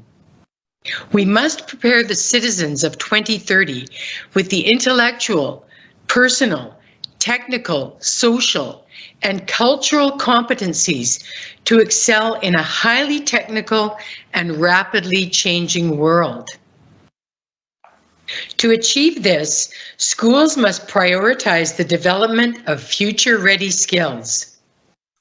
Furthermore, this focus cannot be limited to a few students who are fortunate enough to attend certain institutions or those who choose that path, but rather for all students. Ensuring equitable access to fundamental future-ready skills will be key to the ongoing social well-being of entire nations. It is clear that STEM education is key to this future well-being. To this end, we have adopted a system-wide approach to providing accessible technology, hybrid instruction, and STEM education. Technology is needed to create digital citizens and empower learners to develop future-ready skills. We equip our students following a K-8 STEM continuum, as well as targeted high school specialty programming in areas such as computer science, robotics, engineering, artificial intelligence development, and digital arts. It is important to recognize, however, that STEM education is more than learning about these discrete disciplines. Importantly, it also represents a way of learning, shifting pedagogical approaches such that students are more actively engaged in practicing future-ready skills. We do this by promoting projects that seek to combine the digital and physical worlds through authentic problem solving. This is an example of a student-created board game where the dice to be shaken is programmed on a microbit. Here's an example of a STEM-based approach to learning about the world, where students are using small microscopes linked to their computers to study and gather data on the surfaces of objects. It also leverages the potential of hybrid learning, combining the strengths of face-to-face with online. Remote learners collaborate with in-class learners. Manual calculations align with digitally facilitated instruction. Students work in teams to solve problems. And students gain access to subject area expertise and mentorship, which may not otherwise be available in their local school setting. These shifts in practice supporting future-ready skills are not simple to achieve, requiring commitment to system change in many facets of the educational experience. School connectivity, however, is foundational to that change.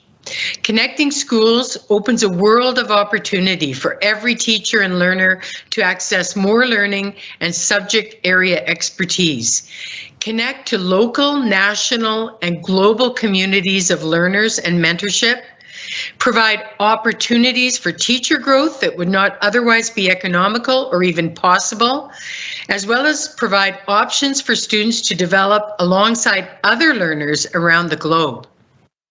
I would argue that, in consideration of all these benefits, governments cannot afford to not invest in school connectivity, as the cost of failing to do so is far too high. As an example, our school district has substantially decreased costs associated with traditional professional development models, while increasing teacher participation rates and effectiveness through new online facilitated development models. One novel way we have achieved this is through the creation of weekly online district-wide webcast lessons. These lessons, created by expert teachers, not only provide high-quality instruction directly to classrooms district-wide, but also leveraged to engage the teacher in their own professional growth by demonstrating best practice and providing a series of teacher-focused supporting materials alongside the student experience. Strategies such as this can only be effective, however, if adequate connectivity and related resources are put into place. Our district developed the Conditions for 21st Century Learning model to assist us in ensuring our resource planning and investments achieve the alignment required to support change while promoting sustainable investment approaches. Connectivity infrastructure sits at the foundation of this model. Without adequate investment in this area, the other elements could never be successfully achieved. Many of you will consider the investments required to achieve connectivity, but consider this. British Columbia is one of the largest, most rugged, and least densely populated jurisdictions on Earth. Yet government believed it was essential for schools in Coquitlam to have similar connectivity to schools 900 kilometers away in Fernie, a town of 5,000 people, or in Atlin, BC, a community of just 400 citizens, a further 2,500 kilometers north. Ensuring this level of connectivity is not easy or inexpensive, but the BC government determined that the cost of failing to achieve it was far more significant. Justifying the business case requires consideration of the full potential for connected schools. Schools are at the center of any flourishing community. But if we think beyond the school as a place for students, we quickly see the greater potential for connected schools. Connected school libraries can become connected community libraries. Our connected schools have designated shared community spaces, allowing various community support agencies and groups to better deliver services and events to everyone. And importantly, the connecting of a school also provides an opportunity for anyone in the community to leverage that access to support innovative ideas, the type of ideas that can change the fortunes of people and communities as a whole. In this way, connected STEM schools not only serve the purpose of developing the essential future-ready skills in students so that our nations may have a better future, but they also have the potential to provide much shorter-term payback by connecting an entire community and allowing its potential through access to the rest of the world. It is incumbent on us as system leaders to make bold decisions in support of our students and communities so that we may all benefit from better futures. I had the privilege of meeting former Governor General of Canada, the Honourable David Johnston, who is a leader in innovation. He said that innovation is simply making things better. doing things better and having that culture of doing things better. And it includes not just technological innovation, but business innovation and social innovation. And if you have an attitude of doing things better, you're just increasing the quality of life for your neighbors and your neighbors' neighbors, and ultimately for your country. Thank you very much for this opportunity to speak with you, and best wishes for future school connectivity. Thank you. Thank you, Ms. Cartland. Ladies and gentlemen, very unfortunate that time is up.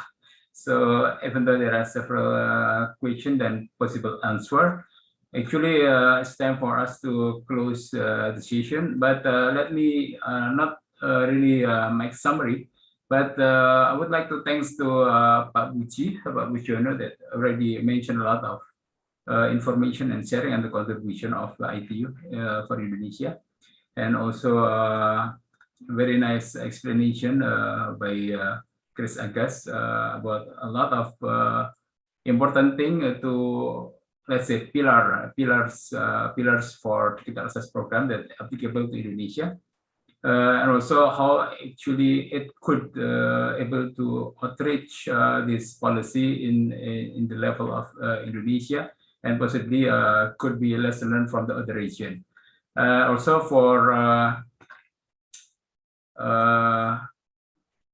Ms. Bennett, that actually has been nicely explaining about the lesson learned from Indonesia, and also from testimonial sharing from Ms. Cartland. So again, thank you very much for everybody, and very unfortunate we cannot discuss, even though there are a lot of questions on that. So thank you again, big applause for everybody, and hopefully we can meet on more serious discussion and intense discussion in the near future. Okay, Assalamualaikum warahmatullahi wabarakatuh. Waalaikumsalam warahmatullahi wabarakatuh. Thank you very much, Dr. Arif, and all the speakers who have shared inspiring initiatives with global partners. Now we are going to session 3, the regional implication on the schools connectivity and digital transformation in Southeast Asia. We will have 3 speakers in this session, and the moderator will be Ms. Cahya Kusumarati, Simolek Acting Deputy Director for Program. The floor is yours, ma'am. All right, so thank you very much, Ms. Aline. Yeah, so hopefully my voice is clear. Okay, great. So, well, ladies and gentlemen, it is an honor for me to be moderator in this 3rd session. Yeah.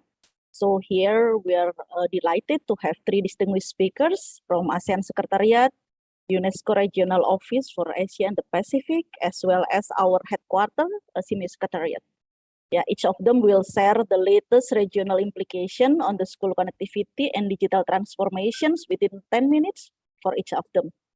So the first speaker is Dr. Roger Yap Chow Jr. He is the head of Education, Youth and Sport Division, ASEAN Secretariat. He will share the current policies, challenges, and opportunities of the digital transformations towards an ASEAN community. So without further ado, Dr. Chow, so the screen is yours, sir. Yes, thank you very much, Kaya. Yeah, can I share the screen? Wait.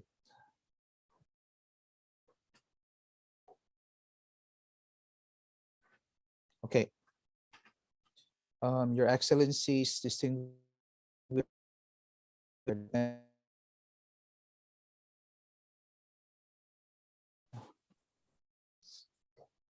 Dr. Roger, we have a problem with your voice. No, it's the Zoom just cut off and then. Okay, great. So Okay. I think I need to share again. Now it's clear again. Yeah. Okay. The Zoom app just quit and then open. I don't know what happened. Well, Sorry. that's the technology. Okay. Yes. Now Anyway. we can see. Okay. Yeah.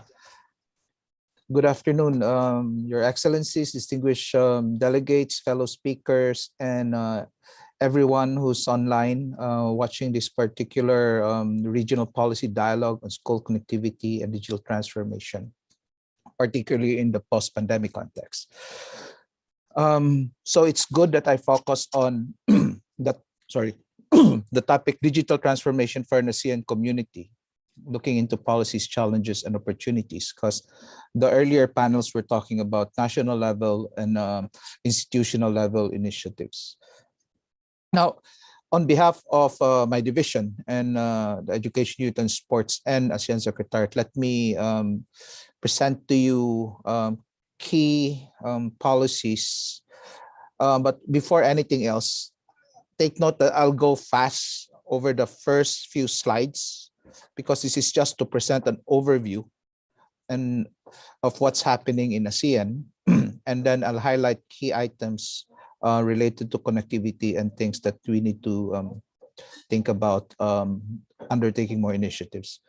Now, as we know, ASEAN has been established in 1967, but the ASEAN community has been declared established in 2015. The first ASEAN vision for the ASEAN community vision was somewhere 1997. So ASEAN Community Vision 2025, covering 3 different pillars, basically political security, economic, and socio-cultural community, is looking into rules-based, people-oriented, and people-centered community, but it's supposed to focus also on being peaceful, stable, and resilient, complementing global agendas such as the UN 2030 Sustainable Development Agenda. Essentially, this is the development of a regional community within the global community. Of course, when we talk about global community, we talk about the Sustainable Development Goals or the 2030 Development Agendas, which for this particular case, we have to highlight education, particularly the notion of universal, free, equitable, quality, primary, secondary education, also considering the relevance of learning, equal access for women and men to affordable and quality TVET and tertiary education, issues related to gender disparities, equal access to all levels of education, including people with disabilities, indigenous people, and children in vulnerable situations. So I'm only going to talk about the work plan outcomes 1, 2, and to a certain extent 3. We have to understand that when we talk about ASEAN community and the ASEAN Work Plan on Education 2021-2025, outcome 1 is focused on developing ASEAN awareness, including resilient environment, responsible education, strengthen school curricula and media campaign, mental health and well-being of teachers and students. The reason why it's ASEAN awareness, because this is supposed to contribute to the ongoing development of the ASEAN community and essential consolidation of the 3 pillars towards building one ASEAN community. Outcome 2 is focused on regional capacity in promoting and ensuring access for girls and boys to quality learning. Particularly, I'd like to put in focus on preschool and secondary education, including out-of-school children and youth. I think our colleagues from the earlier presenters, including colleagues from Unicef, mentioned specific need for access, inclusion, equity, and gender issues. But we also have to look into the notion of improving learning effectiveness and inclusiveness, particularly in relation to the acquisition of 21st century skills, digital transformation, and teacher competency framework. Outcome 3 and 4 of the work plan focus on capacity building at the region level for higher education, particularly take note from a lifelong learning provision framework and harmonization of ASEAN higher education.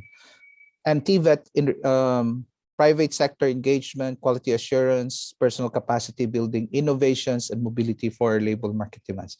Why am I talking about all this? Because aside from the work plan on education, ASEAN has a number of plans which are very relevant to ASEAN community building and to the notion of school connectivity and digital transformation.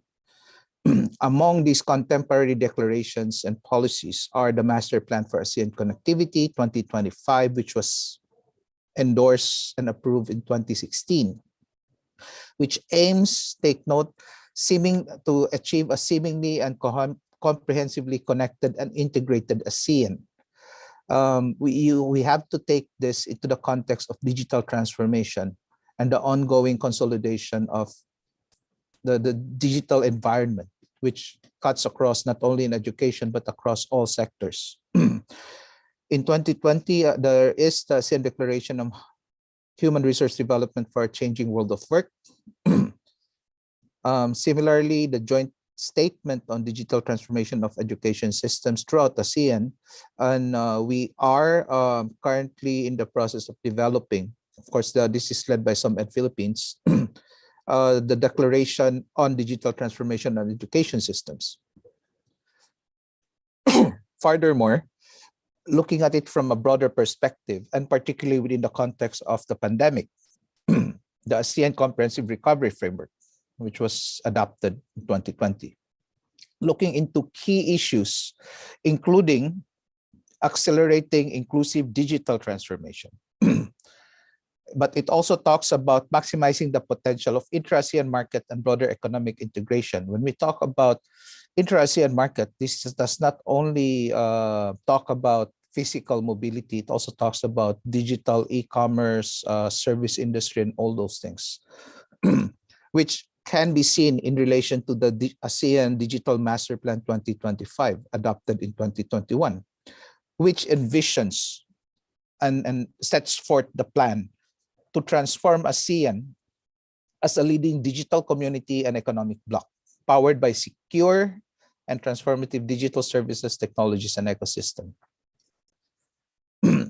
I'm going to skip these things because you can read it, but I'll just want to highlight that key digital literacy and developing transferable skills, access to safe digital learning opportunities, and collaborate with stakeholders on various aspects, including open education resources and open access learning. Key things here is reskilling, upskilling, and new skills, mutual recognition of skills and mobility of skilled labor, and policies and initiatives for lifelong learning. Digital master plan, the things that is important and overlapping with other policies are secure and trusted digital environment, inclusive, sustainable, and accessible digital ecosystem, digital savvy citizens, and ASEAN as a competitive digital economic bloc. Take note, the word inclusive, sustainable, and accessible, digital, then ecosystem. When we talk about that, it's not just about infrastructure, it's about a complete ecosystem, including human development.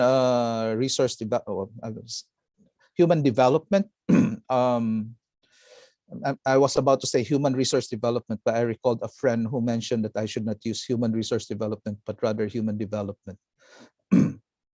And that this should be seen in a holistic, comprehensive manner, as seen by our and presented by our colleagues from ITU, Unicef, and CIMIO, particularly in terms of the research covering various countries, including Indonesia. When we talk about people-to-people mobility or ASEAN Connectivity 2025, although this focus mostly on TVET and higher education students, they're talking about mobility of people, students, even faculty and professionals. But we have to highlight that in the digital environment, mobility is no longer focused on physical mobility, and that the actual mobility of people and employees and professionals contributes to significant ASEAN community building. There are a number of research on that, including examples from the European Union. I've also written several articles on it, academic articles arguing that people-to-people mobility, particularly in intra-ASEAN mobility would actually contribute and significantly address the issue of increased awareness and enhancing the sense of ASEAN-ness and community building, a sense of community as well in the ASEAN region, which contributes to basically what we're talking about, ASEAN community building. Now, why school connectivity and digital transformation? I'll take more time in this. When we're talking about school connectivity, there is an increasing digitalization of the world. And as such, students, teachers, administrators in the education department, including local community and all education stakeholders, should adapt to the changing world. If the world has been increasingly digitized, we have to adapt and change the way we work and actually capitalize on the tools that are available during our time or in the future. Connectivity is an opportunity to explore, understand, and increase awareness to contribute to regional and global community building.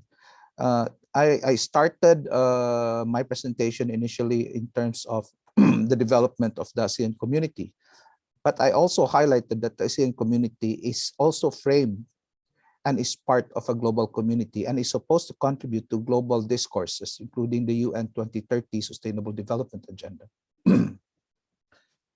But the big question is school connectivity a tool for access, inclusion, and equity? Yes and no. It depends on how we use it and basically how we adopt the technology.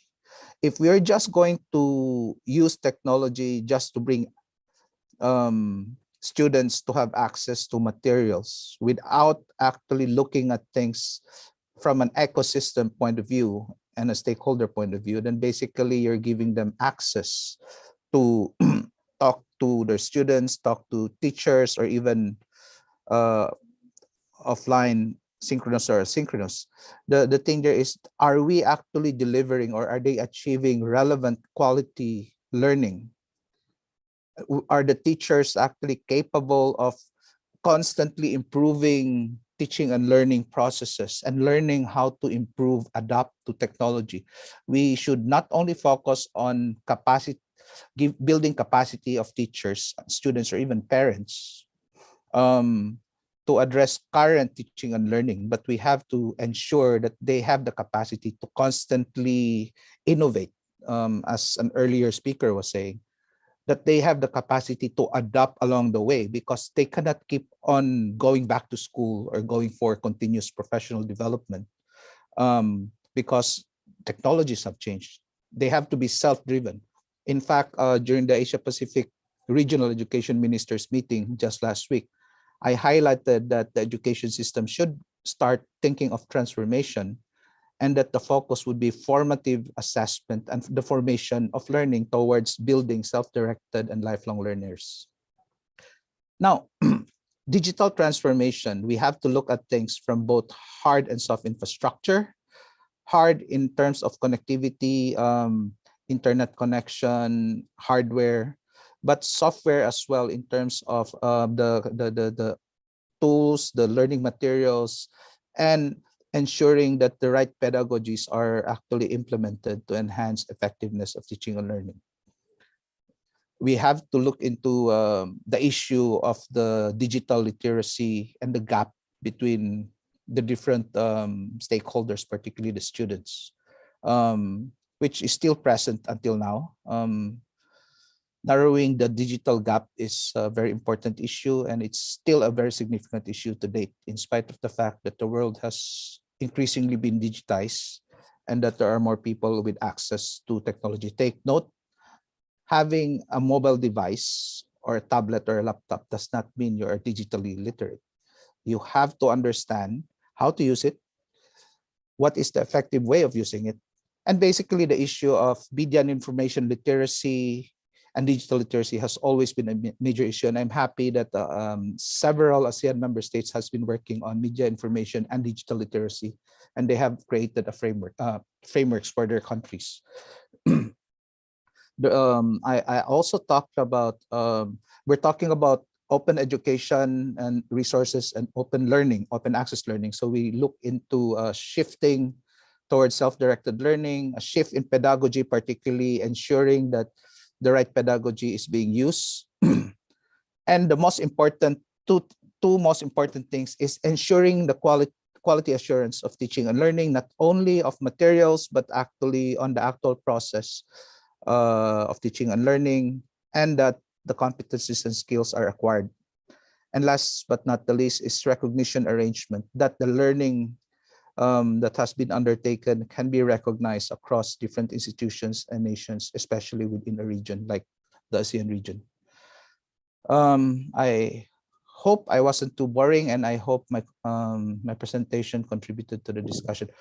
ASEAN and the ASEAN Secretariat are working towards digital transformation and basically looking into key issues, including school connectivity, particularly to ensure inclusion, equity, and gender mainstreaming, particularly in the education system, will be highlighted during the move towards digital transformation. Thank you very much. Yeah, so thank you very much, Dr. Chow, for sharing with us the ASEAN framework. It was very insightful. From his presentation, we can highlight the importance. So not only about the connectivity or infrastructures issue, but also the whole inclusive, sustainable, and accessible digital ecosystem toward ASEAN community. So coming up next, we will have speakers from UNESCO Regional Office from ASEAN the Pacific, Mr. Ton Song Dang. He led the ICT and Education Unit at the UNESCO Asia Pacific Regional Bureau for Education, where he supports member states with the digital transformation of education through ICT and education policy, teacher development, digital citizenship education, and also innovative research. So today he will share priority challenges as well as recommendations in order to achieve education digital transformation in the ASEAN Pacific. So Mr. Dang, may I hand over to you.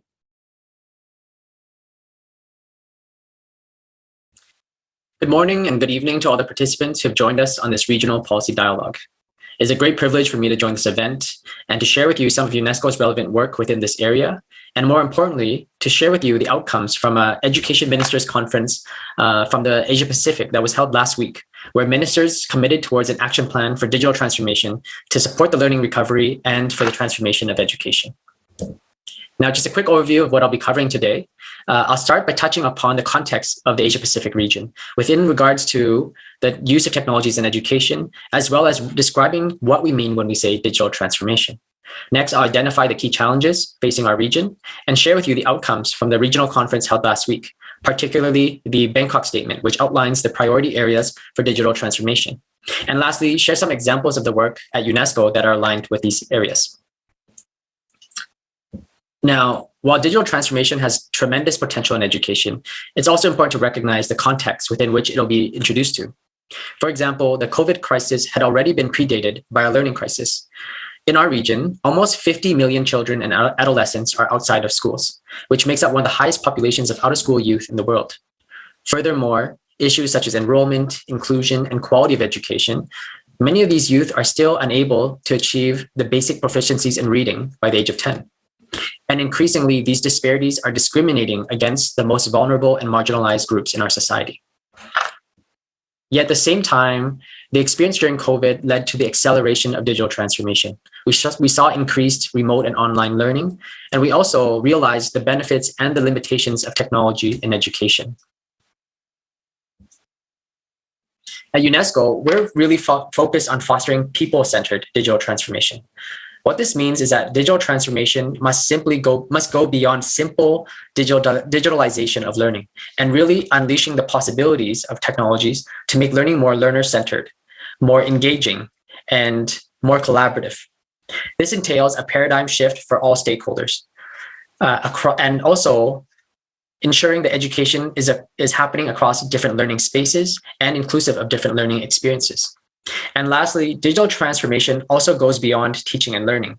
It includes the holistic elements of the education system, including organizational support, strategies, and use of digital tools for management of learning. Now, 8 key challenges have been identified for digital transformation in the region, and these can be grouped into 4 broad categories: quality and inclusiveness, governance and monitoring, risk management and mitigation, and resources. I'll go over into more detail of these challenges in the next few slides. Something that we all know of and should be acutely aware of is the devastating impact of the digital divides on learning. Beyond just connectivity, there are a wide variety of other factors that ensure that students can fully benefit from digital learning. This includes parental learning support, relevant skills for teachers and students, and adaptable and relevant learning resources. However, due to the lack of these enabling factors, a majority of the digital and remote education responses during COVID-19 were not effective. According to the calculations from UNESCO, Unicef, and the World Bank, only about 28% of students were being effectively reached with the alternative learning modalities during COVID-19. Furthermore, while teachers were expected to support the shift to these new learning modalities, in some countries, only as little as 5% of teachers had the necessary digital skills, let alone the skills to use appropriate pedagogy for tech-enabled teaching and learning. And of course, some countries have been able to better implement digital learning than others. And 2 key factors have been identified. 1, the policy guidance and environment that enables digital transformation, and 2, the systems that allow governments to make informed decisions and improvements in their implementation. When we look at countries with operational policies to guide digital learning, high-income countries are better prepared with these policies than lower and lower middle-income countries in our region. Meanwhile, these systems still lack the capacity to conduct systematic monitoring of students' learning and the impact of their ICT interventions. This has led to the limited availability of disaggregated data and restricts governments' abilities to plan and adapt to their responses. It is also important to acknowledge the challenges that persist with the increasing use of technologies in education, particularly the risk to learners, as well as the challenges to protecting the ideals of education as a human right and public good. As students are spending more time online, they are exposed to increased risks such as cybersecurity, cyber safety, and issues of privacy and data ownership. Also, during COVID-19, we saw increased reports of remote learning leading to increased mental health issues and increased sense of isolation amongst children. As governments continue to work with private sector and tech companies to implement digital learning, they are also faced with the challenges of balancing education as a public good, as well as issues such as ownership of data and reliance on proprietary technologies from the learning solutions. And lastly, significant investments are needed to make digital transformation in education a reality. To be more specific, UNICEF estimates that almost 200 billion in annual funding is needed. And this is only for lower to lower middle income countries. Yet many of these countries still have difficulties in financing their current education provision. And we see that the funding gaps are expected to increase moving forward. In view of these challenges and the critical situation facing education in our region, education ministers met in Bangkok last week to commit towards an action plan with 2 key priority areas. First, safe school reopening, learning recovery, and the continuity of learning in the short term. And second, the transforming of education and education systems in the medium and long term. With regards to digital transformation, the minister sought to promote a learner-centered digital transformation that is supported by a comprehensive and contextualized digital education ecosystem. And these set out 5 key priority areas. First, the free and inclusive equitable access to online education. Second, quality e-learning programs. Third, relevant teacher training. Fourth, policies that mainstream digital learning. And 5th, effective low-tech and no-tech distance learning solutions. Now, UNESCO has been consistently supporting the strengthening of education systems in this area. And I'd like to wrap up this presentation by sharing some examples of the work that we do in alignment with these priorities set out by the Bangkok Statement. Within the areas of policies, UNESCO has supported over 10 countries in the region to develop ICT and education master plans, and more specific policies on topics such as OER and AI. In the area of teacher development, we continue to support the development of competency-based teacher standards to support the education, training, monitoring, and assessment of teachers for their ICT integrated teaching. In the COVID times, we also developed more specific trainings regarding blended teaching and learning, as well as digital pedagogies. In the area of safety and well-being, UNESCO promotes holistic frameworks on digital skills. This includes digital citizenship, media and information literacy, as well as social and emotional well-being. And lastly, we provide guidelines and toolkits to ensure that digital learning is inclusive of marginalized and vulnerable populations. I provide the relevant links to these resources at the end of my presentation for anyone who might be interested. Now, the perspective that I've tried to present here is the need for ensuring that our initiatives in improving school connectivity and transformation emphasize the human elements. At the end of the day, technology must positively impact student learning experiences. And this must focus on what we already know that creates high quality education: good teachers, contents, equitable access, and a safe space for learning for students. UNESCO is driven to work with partners in the region and the ones at this regional dialogue to ensure that we emerge the positive benefits of technology. With that, I thank you for your attention and pass it back to the moderator or facilitator. Thank you. Yeah, so thank you very much, Mr. Dang, for sharing the result of the Asia Pacific Regional Education Ministers Conference that was conducted last week, as well as key challenges that we in Southeast Asia will need to overcome. So as Mr. Dang previously mentions, he will share with us several key documents from UNESCO. Yeah, so here my colleague will share it with you on the Zoom as well as YouTube chat box, so you may directly access it. And then finally, we will go to the last speaker for these sessions, Dr. Sayapet Chapicit, the Deputy Director for Program and Development from Simeo Secretariat. Dr. Chapicit, you may have the screen for 10 minutes, sir. So please welcome.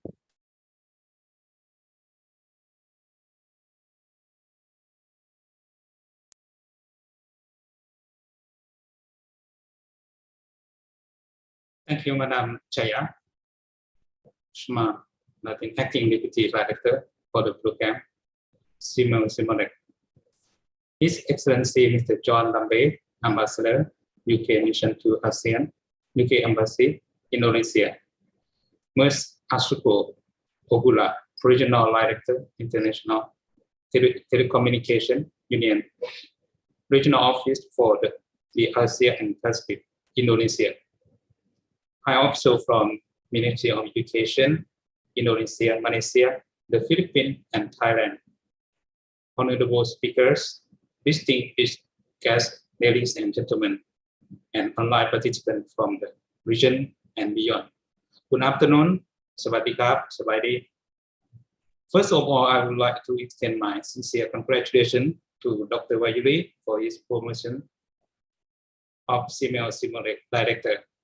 It's my great honor to present you at this event on the session 3, Regional Implication on School Connectivity and Digital Transformation in Southeast Asia. Today, I will discuss about two key main parts of my presentation. Firstly, the brief information of Simeo Secretariat and its implication on the school connectivity and digital transformation in Southeast Asia. Firstly, I would like to introduce you about Simeo, or Southeast Asia Minister of Education Organization. We are the Southeast Asian Intergovernmental Organization promoting regional cooperation in education, science, and culture. Our division is to be a leading organization for enhancing regional understanding and cooperation in education, science, and culture for a better life in Southeast Asia. Next slide, please. The future of education toward 2030, education as a fundamental human right is regarded as a key instrument for human capital development through sustained economic growth. Throughout the world, individuals still face the inclusion dilemma across physical, social, physiology, and systematic aspects, well, language of instruction, disability, gender, and ethnic disparities, migration background, gender and sexual identity, and other factors, as well as their intersections continue to be significant barriers to accessing and fully participating in education globally, including in Southeast Asia. In addition, the COVID-19 pandemic has exacerbated the difficulty experienced by students who are already in a precarious situation, consequently magnify the existing inequality in education. Therefore, the future of education towards sustainable growth should place an increasing emphasis on the importance of diversity, inclusion, and equality in education. Next slide, please.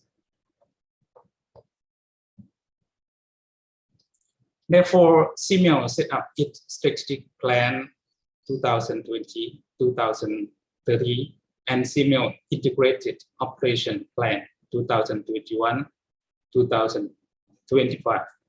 CMEO Secretariat has CMEO strategic plan 2021-2030 and CMEO integrated operation plan 2021-2025. The CMEO strategic plan 2021-2030 present the roadmap for CMEO in the next 10 years with the details of goals, strategic themes, operation objective, CMEO core values, core competencies, and priority areas in education, science, and culture.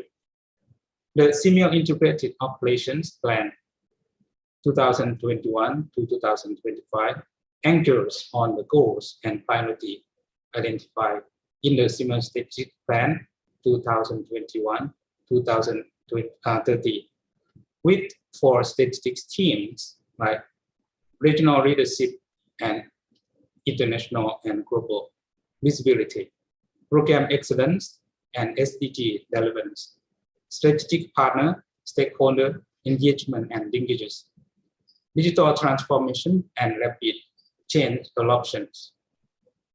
Next slide, please. Education of CMEO agenda from 2015 to 2035 in line with SDG. In line with CMEO Strategic Plan 2021-2030, I would like to highlight the CMEO education agenda outlining 7 priority areas linked to the promotion of sustainable education toward the achievement of the SDG 2030 agenda. The first one is early childhood care and education to achieve universal pre-primary education by 2030 in alignment with SDG target 4.2. The second is addressing barriers to inclusion, seen as a continuum of the team education for all, addressing SDG 4.1, 4.5, 4.6, and 4A.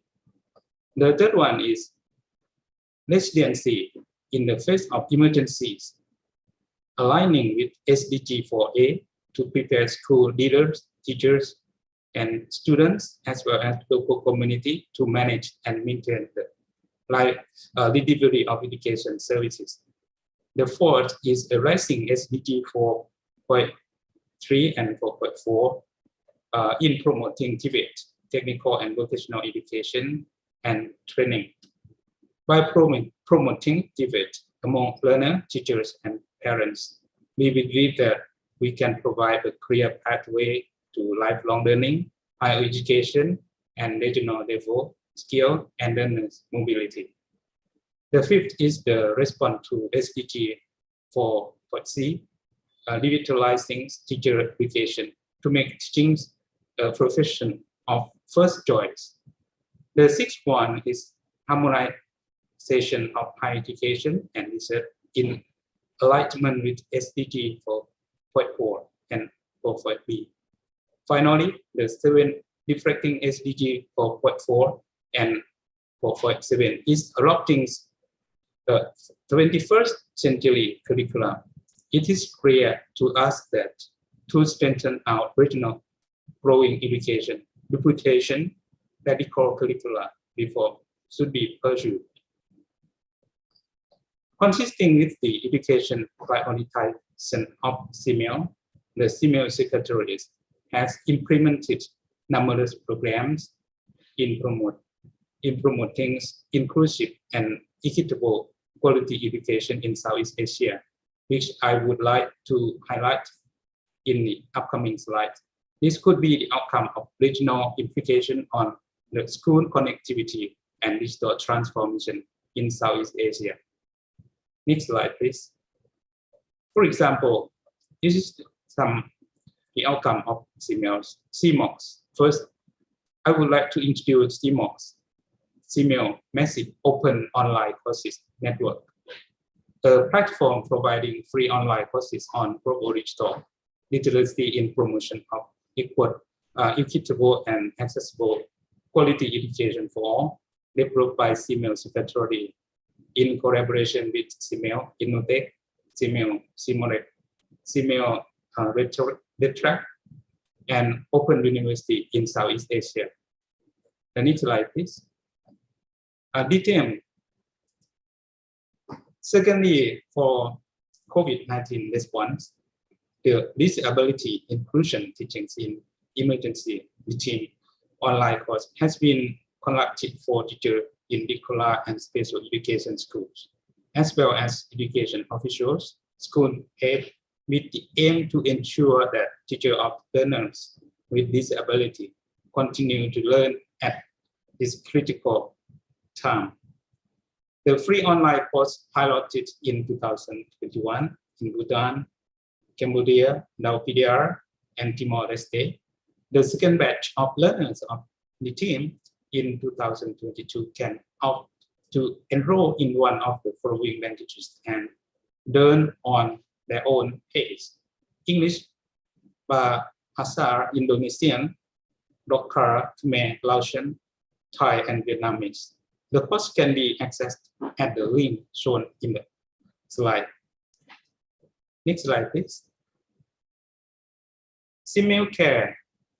Responding directly to the COVID-19, CML has introduced CML Care, CML COVID-19 Accessible and Responsive Educational Support, or CARES program fund, aiming at to develop classroom online learning resources from pre-primary to higher education in collaboration with affiliate classroom online member and partners, and contribute to capacity building for Southeast Asia teachers in the use of and development of online resources for ubiquitous learning to toolkit and learning service or TLS programs.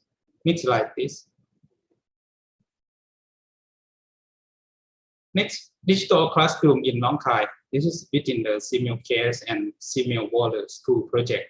We established digital classroom at Nong Khai, the province at the border of Thailand and Namibia, as of our humble effort to bring online literacy resources to those in underserved area. Next slide, please. And also we work on CML Tibet exchange program. Since 2018, the CML Secretariat, in collaboration with Tibet institutions and relevant ministries, has implemented CML Tibet exchange program across 4 batches, with the total number of 1,143 Tibet student exchange in 2018 and 2019. Due to the COVID-19 pandemic, the 5th batch has to be cancelled for 2020 and was paused for 2 years. Under CML Tibet exchange program, CML has launched the first batch of virtual Tibet student exchange starting in May 2022 as a pilot virtual exchange, but CML Tibet networked institutions from Southeast Asian countries. The program is targeted on students from diploma, high diploma, and bachelor level. Starting from 2022 in May, over 70 institutions from Brunei Darussalam, Indonesia, Malaysia, Philippines, Thailand, and Vietnam registered to participate in exchange program and pleased to exchange a total of over 700 students across more than 12 study areas. The virtual student exchange is ongoing and will be conducted throughout the next few months, depending on the institutional readiness and availability. This flexibility is supported by the virtual format of the program that allows students to explore new forms of collaboration and a more fluid mode of conduction, regional exchange. Next slide, please. 2 more minutes, sir. Virtual exchange platform, Senior Secretariat has launched a dedicated virtual program for members of Southeast Asia network to utilize for conducting the virtual exchange for institutional coordination and students to facilitate and joint discussion, coordinate details of the virtual exchange, conduct project-based assignment, and create and join online courses and webinars. Additionally, Senior Secretariat is coordinating centralized webinars and events for all students as part of the exchange activities. The virtual exchange will provide a home to Senior Tibet network in futures and hope to build a large alumni community for continued regional exchange, and the Senior virtual exchange platform will be an integral part in making regional exchange more flexible, sustainable, and resilient. Next slide, please, to all. Another important is the free service student teacher exchange in Southeast Asia, or CE Teacher Project, with the aim to provide opportunity for free service student teachers from university in Southeast Asia to gain teaching experience or practicum in school in other Southeast Asian countries. Next slide, please. CE Teacher Pilot Project. Proving the success of CE Teacher Project, University of Saguwa, Japan, who is our affiliate member, initiated the CE Teacher Pilot Project in the first quarter of 2020 in collaboration with the Selected University from CE Teacher member from Indonesia, Philippines, and Thailand. Despite being postponed due to the COVID-19 pandemic, CML will coordinate with universities across the region and associate member countries, as well as our affiliate members, to connect each other and find a suitable platform. Next slide, please. For the CMU School Network, as mentioned earlier by Dr. Itel, Director of CMU Secretariat at Welcome Denmark, it is CMU Schools Networks that we implemented since October 2020. This project provides an opportunity for education institutions to join our big family of CMU School Network to help schools to improve capacity of administrators, teachers, and students to the various topics to face-to-face and online CMU capacity development and training program. Next slide, please. Now, more than 2,500 schools join the network, mostly from Philippines, Indonesia, Malaysia, and Thailand. We will welcome all education institutions in Southeast Asian countries with free registration. Next slide, please.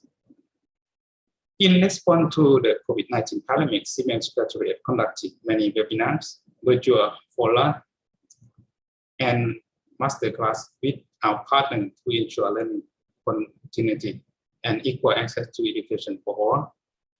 Next slide, please. You can visit our CMU Secretariat YouTube channel to watch the webinars, and we can that we conducted. Now we have 75,000 subscribers and more than 2 million views as today. Next slide, please. Our commitment to action.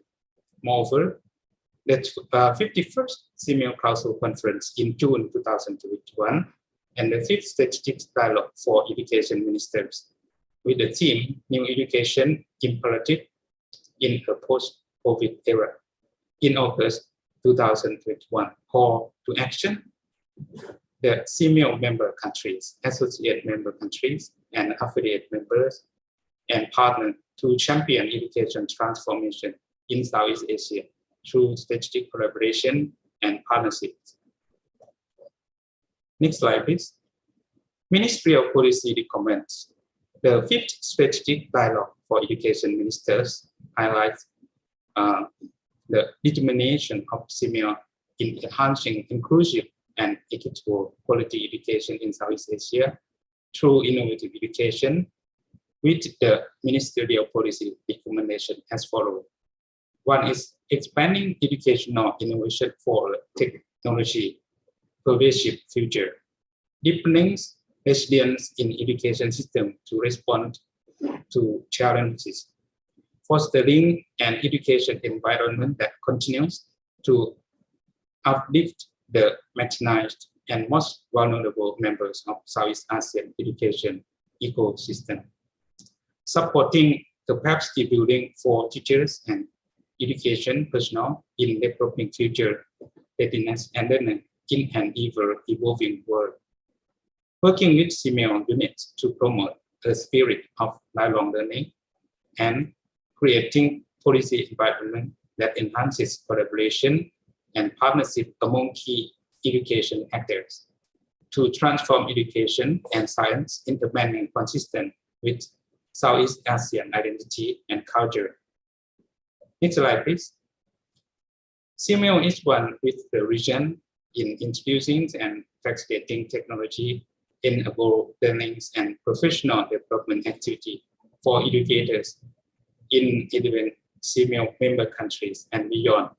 CMEO, together with its 26 centers and network, 11 member countries and 9 associate member countries, with 7 affiliate members, launched multi-pronged approach to address the learning needs of educators in the region, especially in response to the challenges caused by the COVID-19 pandemic.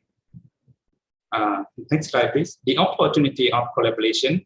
Why CMEO has done so many more need to be done for the region, and that hungers for more knowledge. The information.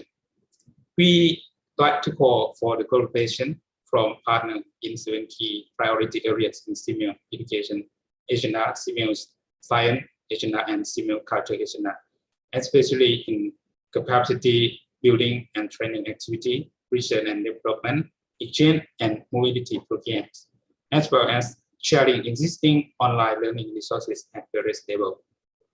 We always feel the need to work together to achieve a common goal by amplifying our strengths through collaborative and strategic partnership. I am confident that we will triumph over these difficulties to promote sustainability and resilience in the futures of education toward the enhanced operational inclusion and equity in education. Thank you very much for your attention and giving me opportunity to share the regional application of CMEO Secretariat on the school connectivity and digital transformation in Southeast Asia. For more information on CMEO Secretariat programs and initiatives, please subscribe to our social media channel. Wish you have a pleasant day. Thank you very much. Thank you for your attention. Yeah, thank you very much, so Dr. Capichit. It was wonderful presentations, yeah, as well as wrap up, yeah, of the CMEO initiative, yeah. Yeah. So it is like wrap up, yeah, what you did in CMEO, yeah, to promote meaningful use of school connectivity, yeah, as well as a calling, yeah, for all of us, yeah, to promote collaboration and strengthening partnership in the 4 areas: capacity building and teacher trainings, research and development, exchange and mobility program, as well as sharing online learning resources. So once again, deep appreciations for all 3 speakers. Yeah, thank you very much for sharing regional implication on the school connectivity and digital transformations. I hand over the closing session to MC. So Ms. Aline, please. Very much, Bu Cahya, for moderating the session. Our high appreciation goes to the three speakers who have presented in this session and enlightened all participants with their knowledge and experience. Ladies and gentlemen, now we are nearly at the end of our event today. All sessions went well as expected, although we're a little past the schedule now, and facilitated by our wonderful moderators and speakers. Now, may I invite and introduce you to Simolec new director who is going to guide and lead Simolec for the next term of directorship, Dr. Wahyudi. He is not a new face in Simeo family. Actually, he spent years of contribution to the organization. Without further ado, let us hear the closing message from him. Dr. Wahyudi, the floor is yours. Thank you very much, Ms. Aline, our delightful MC. Can you hear me clear? Yes, very clear. Honorable speakers, moderators, and all committees, distinguished participants, ladies and gentlemen, Assalamualaikum warahmatullahi wabarakatuh, and very good day from Simeo Simolec. Here we are at the end of our events, the Regional Policy Dialogues on School Connectivity and Digital Transformations. The experts presented today in our three sessions have shared their knowledge and experiences, which are very insightful to our knowledge regarding school connectivity and digital transformations. The presentation has shown us how technology and internet connectivity are very crucial to our everyday activities, including in education. A study in 2021 from the Economist Intelligence Unit found the relationship between school connectivity and economic growth up to at least 20% in the least connected nations by enabling connectivity in community. In education sectors, students who are lacking quality tech devices, reliable internet access, and limited digital competencies were unable to continue their educations properly. Today, more than ever, if there is something the world is learning with the pandemic crisis, it is that things will never be the same again, and the digital transformation is unavoidable. Our highest appreciations goes to all speakers, moderators, and committees who have made the events went smoothly, meaningfully, and fruitfully. Your contributions and sharing with us today is very much appreciated. And we, Simolec, as the host of this event, is very honored to have you taking time out of your busy personal and professional schedule just to attend these policy dialogues. Ladies and gentlemen, we would like also to thank Simeo Secretariat and International Telecommunication Unions for joining with us to make this wonderful events happen.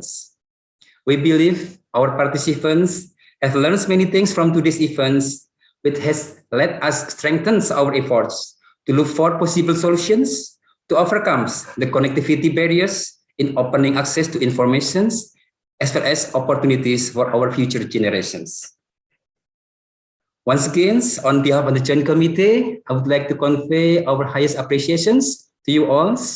Today has been a fruitful, productive, meaningful, and wonderful, despite we conducted it in virtual modes. Apologies for any technical difficulties that we encountered today. And finally, stay safe and healthy. Have a good day and see you in our future other events. Assalamualaikum warahmatullahi wabarakatuh. Take to Mbak Alin, our MC. Thank you, Dr. Wahyudi. And before we end our event today, may I take your 5 minutes time for the information related to our international, our e-certificate. So here you can see we have the certificate validation form. For all participants, you may go to this link or you may take a screenshot for now, and please fill out the validation form because this is required for you to get the e-certificate. This link will be open for the next 3 days until June 17. If you have filled out this form, we will issue your e-certificate and you can download it from our e-training system using your own account, and you can download your e-certificate from that system. Great, I think that's all for our today event. Thank you very much for everyone who has participated in this event, and see you in other event. Thank you, good afternoon. Thank you very much, all. Thank you. Thank you, Dr. Roger. Dr. Dr. Sai. Efet. Thank you. Thank you, Dr. Wahyudi. Yes, Thank you so thank you much. so much. Thank you. Thank you, Dr. Pak Roger. Puji, Dr. Pak Wahyudi, Arif. you're in Jakarta. We should meet. Yeah, Very we soon, should very meet soon. together. Yeah, Dr. Sayapet. We will see each other again soon. Yeah, very soon, very soon. Okay. See you, everyone. Okay, bye-bye. Bye.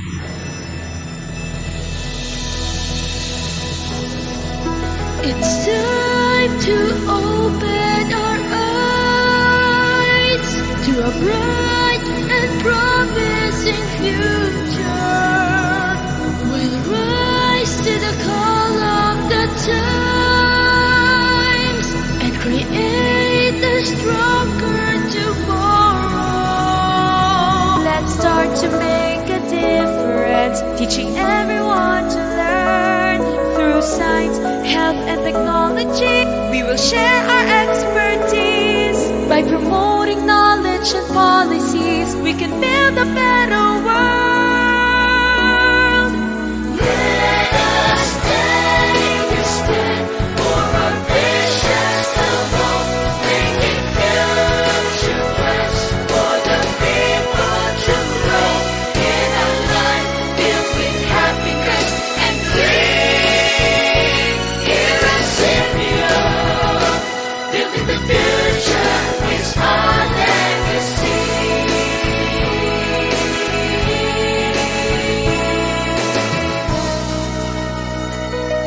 We'll achieve our goals through partnership, creating opportunities. By working hand in hand, we can accomplish all our dreams. For a better quality of life is now within our reach. Let us take a step for our visions of hope, making future plans for the people to grow in a life filled with happiness and green. Here at Simio, building the future is our legacy.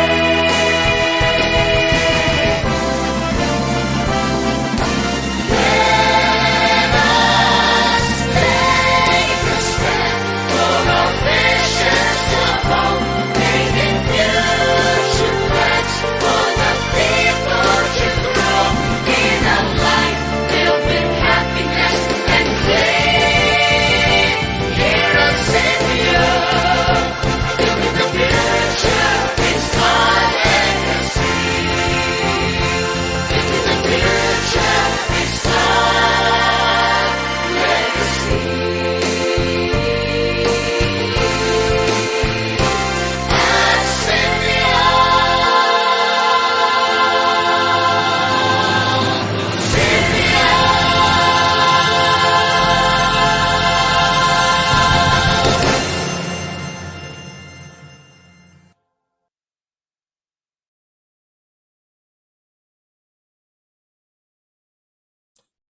Bye-bye, Dr. Wahyudi. See you soon. See you soon. Yes, keep in touch. Ajan. Oh, Chan Mon still here. Congratulations, Dr. Wahyudi.